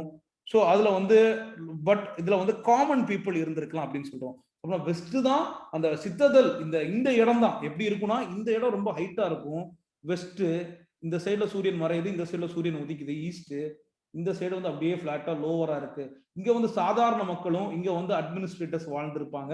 இங்கதான் கிரானரிஸ் இருந்துச்சு அப்படின்றதான் மீனிங். நான் சொன்னது புரிஞ்சுதான். ஸோ வேற ஒண்ணுமே இல்லை. இங்க வந்து நிர்வாகிகள் ஒரு பாதுகாப்பா மேல இடத்துலையும் கீழே வந்து மக்கள் சாதாரண மக்கள் வசித்து இருந்திருக்கலாம். இது எல்லாமே history is all about interpretation தானேங்க. ஒவ்வொருத்தரும் ஒவ்வொரு பாயிண்ட்ல இது இந்த காலத்துல இது இப்படி நடந்திருக்கும் அப்படின்றத நம்ம எடுத்துக்குவோம். ஸோ அடுத்த நகரம் வந்து பாத்தீங்கன்னா மொஹஞ்சதாரோ. இந்த ஹராப்பா அப்படின்றது வெஸ்ட் பாகிஸ்தான்ல இருக்கக்கூடியது.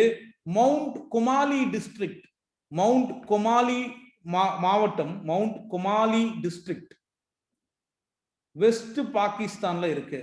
வெஸ்ட் பாகிஸ்தான், பாகிஸ்தானோட வெஸ்ட் இடத்துல இருக்கு. இதான் ஹராப்பா. அடுத்தது பாத்தீங்கன்னா மொஹஞ்சதாரோ.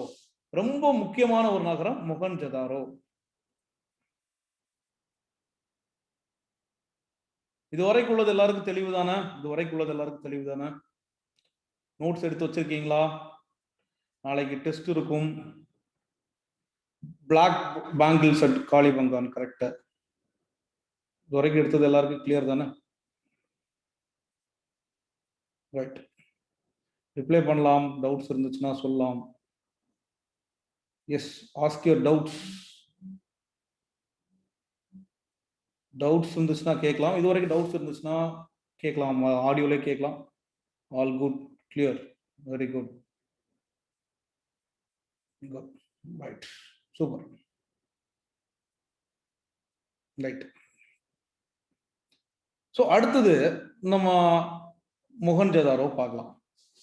சிம்பிளான விஷயங்களை நம்ம பார்த்து ஒரு கிளியர் கட்டான ஒரு ஐடியா உங்களுக்கு இந்த கிளாஸ்ல ஓகே இதான் இண்டஸ் வேலி சிவிலைசேஷன் அப்படின்றத ஒரு ஐடியா வந்துடும்.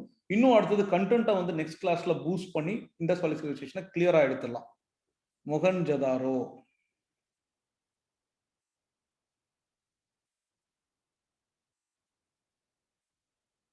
ஸோ நான் இது கூட 6ஆம் வகுப்பு நான் நம்மளோட கிளாஸ் கண்டென்ட்டை நான் உங்களுக்கு சென்ட் பண்றேன். Plus 6th standard and 11th standard புக்கையே நான் அனுப்பிச்சு விடுறேன் PDF. ஸோ அதையுமே நீங்க ஒரு வாட்டி பாருங்க. கண்டென்ட் வந்து உங்களுக்கு கிளாரிட்டி கிடைக்கும். ஒரு வாட்டி ரீட் பண்ணுங்க, நல்ல கான்ஃபிடென்ட் ஆகும், நல்லா தெளிவா புரிஞ்சுக்கோங்க. நம்ம சொன்ன விஷயங்கள் தான் இருக்கும், புதுசா எதுவுமே இருக்காது. ஸோ இதுல நம்ம சொல்ற விஷயத்துல வேணா புதுசா இருக்கும். 1921 ஹராப்பா கண்டுபிடிச்சாங்க. 1922 மொஹஞ்சதாரோ கண்டுபிடிக்கிறாங்க.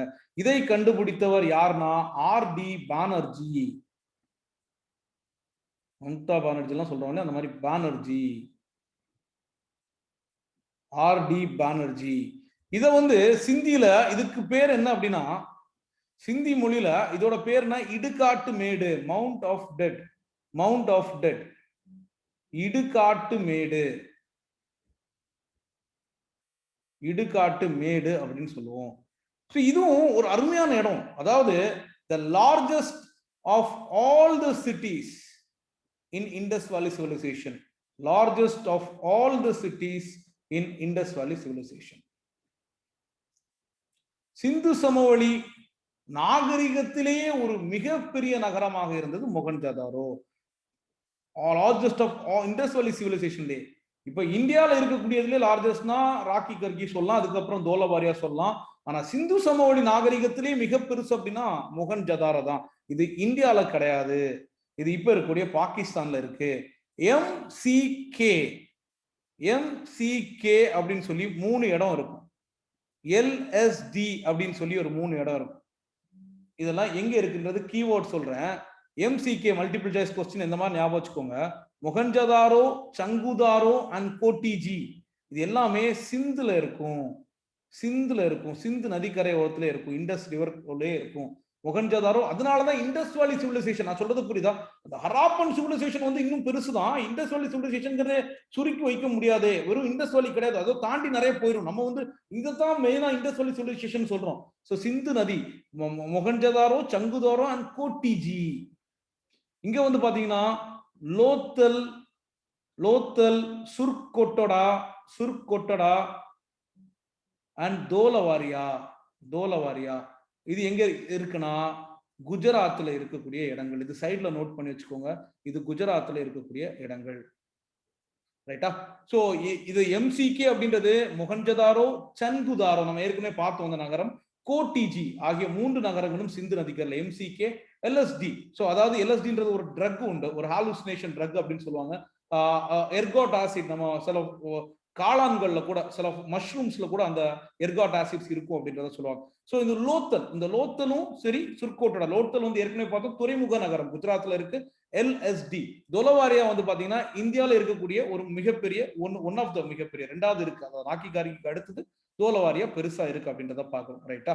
சோ இப்போ இங்க என்னென்ன கண்டுபிடிச்சிருக்கோம், இந்த மொஹஞ்சதாரோல என்னென்ன நம்ம பெருசா எடுத்திருக்கோம் அப்படின்னா, 6 கிரானரி ஹராப்பால இருந்தாலும் பெரிய கிரானரி இங்கதான் இருக்கு. கிரேட் பாத் இங்கதான் கிடைச்சிருக்கு. கிரேட் பாத், பெருங்குளம், பெரிய ஸ்விம்மிங் பூல் இருக்கும் இங்க அப்படின்னு ஞாபகம் வச்சுக்க வேண்டியதான். ஒரு பெரிய ஸ்விம்மிங் பூல் எங்க இருக்கு? மொஹஞ்சதாரோ. ஏன்னா அதான் ஒரு பெரிய, அந்த ஸ்விம்மிங் பூலுக்குள்ள இறங்குனா ஒரு பெரிய காலேஜ் இருக்கும் ஞாபகம் வச்சுக்கோங்க. ஒரு பெரிய காலேஜ், அது ஒரு பசுபதி சிலை இருக்கும். இந்த பசுபதி ஸ்டாச்சு, இந்த பசுபதினா சிவனோட ஒரு ஸ்டாச்சு இருக்கும். இந்த சிவனோட ஸ்டாச்சுல மானோட இமேஜ் இருக்கும், குதிரையோட இமேஜ் இருக்கும், ரைனாசோரஸோட இமேஜ் இருக்கும். இது எல்லாமே இருக்கும். பசுபதி ஸ்டாச்சு, இந்த பசுபதி ஸ்டாச்சு அதாவது சிவனோட ஒரு இது இருக்கும். நடன மங்கை, டான்சிங் கேர்ள் ஸ்டாச்சு இருக்கும். ஒரு மங்கை இடுப்புல கை வச்சுட்டு வளையெல்லாம் போட்டு உட்கார்ந்து இருப்பாங்க. நடனமாடும் மங்கையின் சிற்பமும் இங்கதான் இருக்கும். நடனமாடும் மங்கை, மங்கையின் சிற்பம் இங்கதான் இருக்கும். கிரேட் பாத் நம்ம சொன்னோம். இந்த கிரேட் பாத் வந்து பயங்கரமா ஃபயர்டு பிரிக்ஸால வந்து, இந்த கிரேட் பாத் வந்து ஃபயர்டு பிரிக்ஸ் வச்சு நல்லா கெட்டி, ஃபயர் நல்லா சுட்ட செங்கல்கள், அது மட்டும் இல்ல கீழே வந்து லீக் ஆகாம இருக்கிறதுக்கு பிட்டுமன், இந்த தார் மாதிரி இருக்கு இல்லையா, அந்த பிட்டுமனை போட்டு கிளியரா முழுகு பூசப்பட்டு நல்லா வேக்ஸ் பண்ண வச்சிருந்தது அப்படின்றத பாக்குறோம்.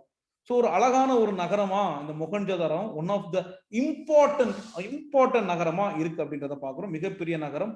ஸோ கிரேட் பாத் இருக்கு, பசுபதி. அது மட்டும் இல்ல, தாடி வைத்த மனிதர், சுண்ணாம்பு ஸ்டாச்சு, லைம்ஸ்டோன் ஸ்டாச்சு. அந்த ஸ்டாச்சுவோட பேர் வந்து பிரீஸ்ட் கிங் அப்படின்னு சொல்லுவோம். தாடி வைத்த ஒருத்தர், பொட்டெல்லாம் வச்சிருப்பார், நல்லா கிளியரா ட்ரிம் பண்ணி வச்சிருப்பாரு. அவரோட முகமே வந்து ஒரு நல்ல பிரகாசமா இருக்கும். நல்ல தாடி வச்சு ட்ரிம் பண்ணி பக்காவா பார்பர் ஷாப் எல்லாம் போயிட்டு வந்த மாதிரி ஒரு இருக்கும். நீங்க பார்த்திருப்பீங்க. Limestone statue. அதோட பேர் வந்து தாடி வைத்த கேடின்னு சொல்லலாம். ஆனா அவர் அப்படி தாடி தான் வச்சிருப்பாரு. தாடி வைத்த தாத்தாவோட சில மாதிரி இருக்கும். தாடி வைத்த மனிதன் தமிழ்ல சொல்லலாம். ஆங்கிலத்தில் அதுக்கு அந்த ஸ்டாச்சுக்குனே ஒரு பேர் இருக்கு, பிரீஸ்ட் கிங் ஸ்டாச்சு. இந்த பிரீஸ்ட் கிங் ஸ்டாச்சு எங்க கிடைச்சது அப்படின்றத பாத்தீங்கன்னா அது மொஹஞ்சதாரோல கிடைச்சது அப்படின்றத நீங்க சொல்லிக்கலாம். நாட்டியம் நடனமாடும் மங்கையை வந்து சொல்லிக்கலாம், இது கூட சொல்லிக்கலாம். ரைட்? ஆமா, மத குருன்னு கூட அவங்கள சொல்லுவாங்க, தாடி வைத்தவரை அது மாதிரி சொல்லுவாங்க. ரைட்? இப்போ இந்த நகரத்தோட சிறப்பு ஏன் இதை நம்ம படிக்கணும்? அப்படி என்னதான் அந்த காலத்திலே பண்ணிட்டாங்க, ஒரு 5000 வருஷத்துக்கு முன்னாடி இவங்க என்னதான் சிறப்பா பண்ணிட்டாங்க அப்படின்ற கேள்வி வரும்போது உண்மையிலே சிறப்பா தான் பண்ணியிருந்தாங்க. நல்ல பில்டிங்ஸ் எல்லாம் சூப்பரா அரேஞ்ச் பண்ணி வச்சிருந்தாங்க. நல்ல கிரிட் சிஸ்டமா இருக்கும். பில்டிங்ஸ் ஆர் அரேஞ்ச்டு ப்ராப்பர்லி, சூப்பரா அரேஞ்ச் பண்ணியிருந்தாங்க. கட்டுமானம்லாம் அப்படியே பக்காவா இருக்கும். ரோட்டு ஃப்ரண்ட்ல வீடு, அதுக்கப்புறம் ரோடு, கரெக்டா ஸ்ட்ரீட், இப்படி பக்கா கிரிட் சிஸ்டம்ல பேட்டர்னா போட்டு வச்சிருக்காங்க. நமக்கே ஒரு ஆச்சரியமா இருக்கக்கூடியது. ஒரு கிரிட் சிஸ்டமா இருந்தது. நான் ஹின்ஸ் டெவலப்மெண்ட் மாதிரி எழுதுறேன். So multi storage building, multi storage அடுக்குமாடி குடியிருப்புகள் கூட இருந்துச்சு. நல்ல பக்காவான பாத்ரூம் இருந்துச்சு, குளியல் அறைகள் இருந்துச்சு, நல்ல பக்காவான ஓடைகள் இருந்துச்சு, டிரைனேஜ். அந்த டிரைனேஜ்ல மனித ஹோல்ஸ், அதாவது மேன் ஹோல்ஸ் கூட இருந்துச்சு. ஏதாவது தவறு நடந்துச்சுன்னா அதை தோண்டி உள்ள பாக்குறதுக்கு பக்காவான செட்டப்ல இருக்கு. டஸ்ட்பின் எல்லாம் தெருவுக்கு இருக்கு. இப்படி ஒரு நகரமாங்க அப்படின்னு கேள்வி கேட்க மாதிரி, எப்படி 5000 வருஷத்துக்கு முன்னாடி இப்படி ஒரு நகரம் இருந்துச்சுன்னு பாக்குற மாதிரி ஒரு நகரம் இருந்துச்சு. இந்த நகரத்தோட டவுன் பிளானிங், நகரத்தோட அமைப்பு, நகர அமைப்பு எப்படி இருக்கு அப்படின்னு பாத்தீங்கன்னா, நார்த் சைட்ல நல்ல எலிவேட்டடாகவும் நல்ல பிராடாகவும், அதாவது அந்த சித்ததல் சொல்றோம் இல்லையா, நல்ல ஹைட்டா இருக்கு, எலிவேட்டட் அண்ட் நேரோ, அதாவது உயரமாகவும் குறுகலாகவும் இருக்கிறது. மேல நார்த்ல உயரமாகவும் குறுகலாகவும், ஏன் யாரும் ஈஸியா போக கூடாது. இங்க ஈஸ்ட் சைடு பாத்தீங்கன்னா அப்படியே அகண்டதாகவும், ஈஸ்ட் வந்து அகண்டதாகவும் அகலமாகவும் லோவர்டாகவும் இருக்கு. Broad and lower, broad and lower அப்படின்னு சொல்லி பாக்குறோம். ஸோ அகலமாகவும் இறக்கமாகவும் இருக்கு. கிழக்கு சைடு வந்து அகலமாகவும், இதான் வந்து இறக்கமாகவும் இருக்கு அப்படின்னு சொல்லி எடுத்துக்கலாம். இறக்கமாக, அது ஏற்றம், இது இறக்கமாகவும் இருக்கு. Well plan city with export. So இங்க வந்து இந்த மாதிரி ஒரு நகரம் கொண்டு வரணும்னா நமக்கு ஒரு கேள்வி வருது. ஒரு நல்ல அட்மினிஸ்ட்ரேட்டிவ் இருந்தா மட்டும்தான் ஒழுங்கா ரெகுலேஷன்ஸ் எல்லாம் ஃபாலோ பண்ணி வைக்க முடியும் இல்லையா? ஒரு அட்மினிஸ்ட்ரேட்டிவ் சிஸ்டம் ஒரு ஸ்டேட் இருந்திருக்குமோன்ற ஒரு கேள்வி, அதற்கான ஒரு எவிடன்ஸ் கிடைக்கல. ஏன்னா நம்ம இன்னும் இண்டஸ் வேலி பீப்புளோட ஸ்கிரிப்ட் எல்லாம் நம்ம டெசஃபர் பண்ணி எடுக்கல. அவங்க கண்டுபிடிச்ச விஷயங்கள்லாம் நம்ம அவங்களோட மொழி வந்து அவங்க எழுதின மொழிகள் நமக்கு இன்னும் புரியல, அது நமக்கு தெரியல. அது தெரிஞ்சிச்சுன்னா மேபி நிறைய விஷயங்கள் நம்மளால கிடைக்க முடியும் அப்படின்றத பாக்குறோம். ஸோ அவங்களோட வாழ்க்கை முறையில அவங்க இம்போர்ட் அண்ட் எக்ஸ்போர்ட், ஏற்றுமதி மற்றும் இறக்குமதி செஞ்சிருந்தாங்க அப்படின்றத பாக்குறோம். Import and export. ஸோ அவங்க இம்போர்ட், ஏற்றுமதி அண்ட் இறக்குமதி, மெட்டல்ஸ் எல்லாமே வந்து பாத்தீங்கன்னா நிறைய metals, precious stones, metals, precious stones, ornaments.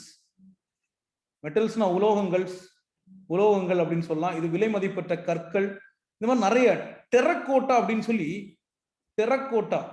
சொல்லி ஒரு களிமண்கள், கர்னலியன் ஸ்டோன்ஸ், இந்த மாதிரி நிறைய லாபிஸ் லசூலி, காப்பர், இந்த மாதிரி நிறைய விஷயங்கள் அவங்க வச்சிருந்தாங்க. ஈவன் சர்ட் பிளேட்ஸ், இந்த மாதிரி நிறைய ஸ்டோன்ஸ், நிறைய விதவிதமான ஸ்டோன்ஸ் எல்லாம் இங்க இருந்துச்சு.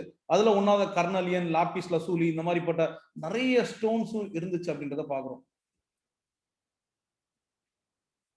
இந்த மாதிரி நிறைய கற்கள், விதவிதமான கற்கள். கார்னலியன் வந்து பாத்தீங்கன்னா நம்ம கீழடியில கூட கிடைக்குது, நிறைய இடங்கள்ல கிடைக்குது.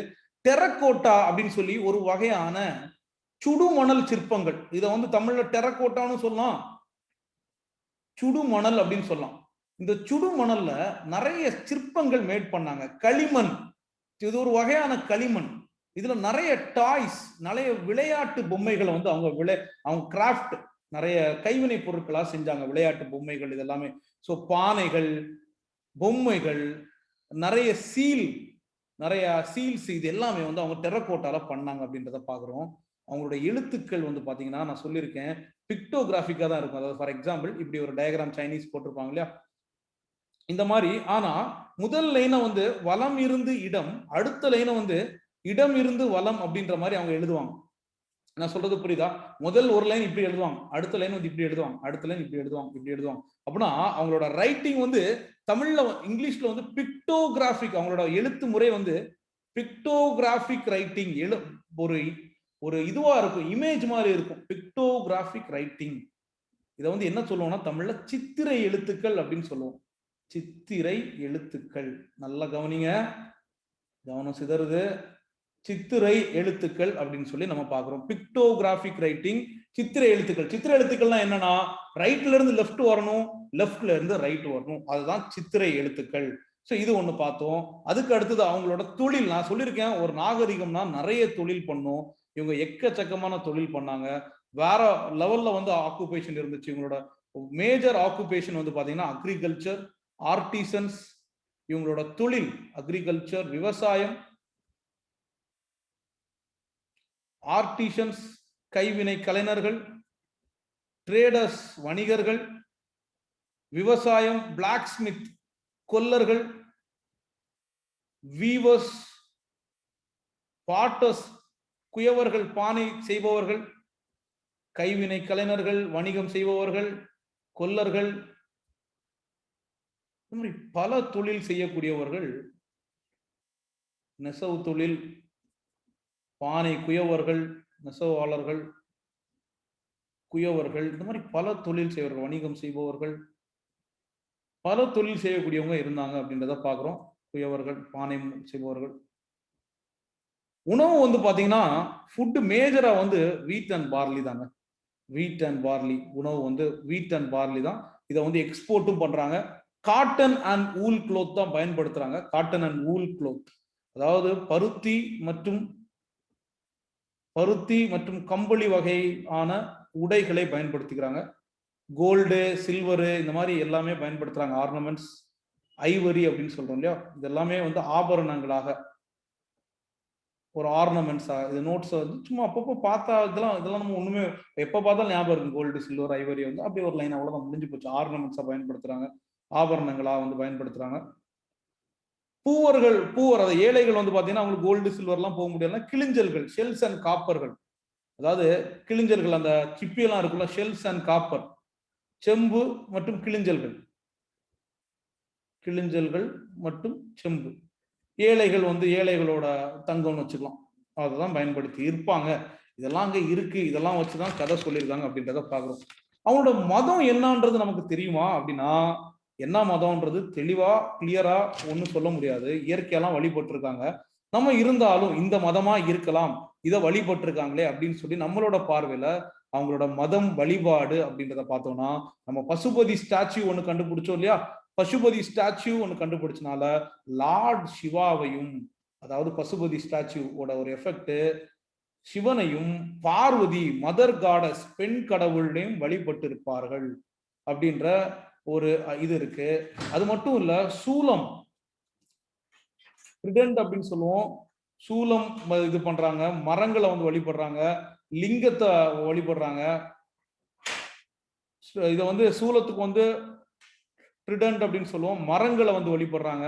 இந்த மாதிரி பல வகையான வழிபாட்டு முறைகளும் இவங்கள்ட்ட இருக்கு அப்படின்றத பாக்குறோம். பல வகையான வழிபாட்டு முறைகளும் இந்த இவங்க பிராக்டிஸ்ல இருக்கு அப்படின்றத பாக்குறோம். ஸோ அடுத்தது கடைசியா இதோட முடிச்சுக்கலாம். நாளையோட கிளாஸ்ல நான் என்ன பார்க்க போறேன்றதை சொல்றேன். இதோட முடிச்சுக்கலாம். Causes for the decline of Indus valley civilisation. எதன் காரணமாக நண்பர்களே இதெல்லாம் அழிந்தது? Causes for the decline of Indus valley civilisation. Causes for decline of Indus valley civilisation. Right. So என்ன அழிவுக்கு காரணம்? சிந்து சமவெளியின் அழிவுக்கு காரணம் என்ன? Indus valley civilization. What are the causes of the decline of Indus valley civilization? ஒன்னு என்ன சொல்றாங்கன்னா, தீ வந்து அழிஞ்சிருக்கலாம், ஒரு பயங்கரமான ஃபயர். இன்னொன்னு change in the river course, நதியின் பாதை மாறி இருக்கும்.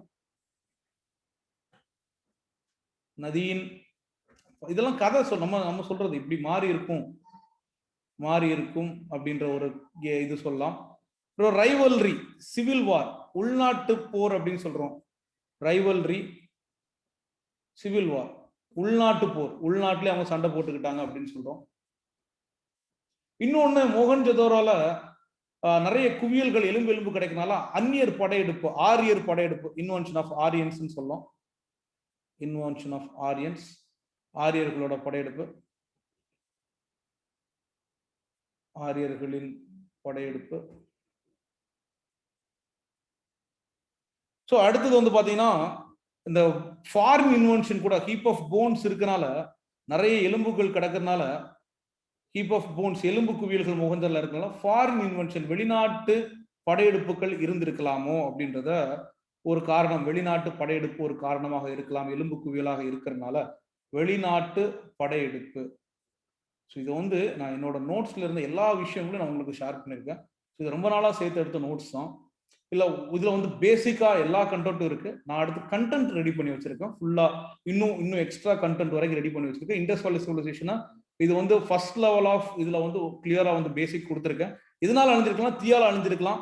இப்படி ஓடிட்டு இருக்கக்கூடிய நதி திடீர்னு பாட்டுக்கு அது ஊர் பக்கம் உள்ள ஓடி ஊரே நாசம் பண்ணி கூட ஊரை நாசம் பண்ணிருக்கலாம். இப்படி ஓடிட்டு இருந்தக்கூடிய நதி ஊரை இப்படி நாசம் பண்ணி இது கூட சேர்ந்திருக்கலாம். ஸோ உள்நாட்டுக்குள்ளே சண்டை வந்திருக்கலாம், ஆரியர்கள் படையெடுத்திருக்கலாம், போன்ஸ் வந்து வெளிநாட்டு படையெடுப்புகள் கூட இருந்திருக்கலாம் அப்படின்னு சொல்றோம். இதான் வந்து பல்வேறு காரணங்கள் நண்பர்களே. Different causes for the failure of decline of நம்ம இண்டஸ் வேலி சிவிலைசேஷன் அப்படின்றத பார்க்குறோம். சிந்து சமவெளி நாகரிகத்தோட ஒரு முடிவு. சிந்து சமவெளி நாகரிகம் ஒரு தொன்மையான ஒரு நாகரிகம். ஸோ 3300 1900 வரைக்கும் சொல்றோம். ஹராப்பா, முகஞ்சதாரோ, சங்குதாரோ, லோத்தல், கோட்டிஜி, காளிபங்கன், தோலவாரியா போன்ற நகரங்களை நம்ம பார்த்தோம். MCK அப்படின்றத பார்த்தோம். முகஞ்சதாரோ, சங்குதாரோ, கோட்டிஜி அப்படின்றது வந்து சிந்துலையும், LSD லோத்தல், சுர்கோட்டோடா அண்ட் தோலவாரியா வந்து குஜராத்ல இருக்கிறதையும் பார்த்தோம். சும்மா நிறைய விஷயங்களை வந்து பார்த்தோம். ஹராப்பா வந்து தொடங்கினால பரீட் சிட்டி அப்படின்றதையும் முதல்ல தோண்டி எடுத்தனால மவுண்ட் ஆஃப் டெட் அப்படின்னு சொல்லி மொஹஞ்சதாரோவையும் சொல்றோம். லோத்தலை வந்து துறைமுக நகரம் அப்படின்னு சொல்றோம். இதோட சிறப்புகள் என்னன்னு பார்த்தோம். ஒரு புல்லக்காட்டு இருந்துச்சு அப்படின்றத பார்த்தோம். R37 டாம்ப் அப்படின்றது ஹராப்பால இருந்துச்சு அப்படின்றத பார்க்குறோம். மோகன்ஜதாரோல பசுபதியோட ஸ்டாச்சூஸ்.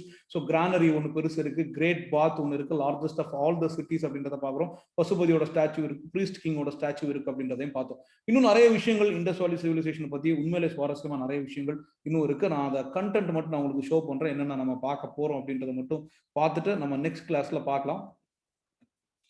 இண்டஸ் வேலி சிவிலைசேஷன் இன்னும் நம்ம இன்னைக்கு பார்த்த விஷயங்களும் இருக்கும், பார்க்காத விஷயங்களும் இருக்கும். இதுதான் நம்ம பார்க்க போறது நாளைக்குள்ள கிளாஸ்ல. Indies valley civilisation, Indies valley civilisation அந்த நியோலித்திக் ஏஜ் சிவிலைசேஷன்ற வார்த்தை எப்படி வந்துச்சு, ஏன் மக்கள் ரிவர் பக்கத்துல செட்டில் ஆகுறாங்க, மேக்ராக் அப்படின்ற ஒரு இடம் இருந்துச்சு, ஹராப்பன் சிவிலைசேஷன் அது எப்படி தோற்றுவிக்கப்பட்டது, ஓரிஜின் அண்ட் எவால்யூஷன். இதை நான் உங்களுக்கு பிடிஎஃப் நான் உங்களுக்கு இதை ஷேர் பண்ணுங்க.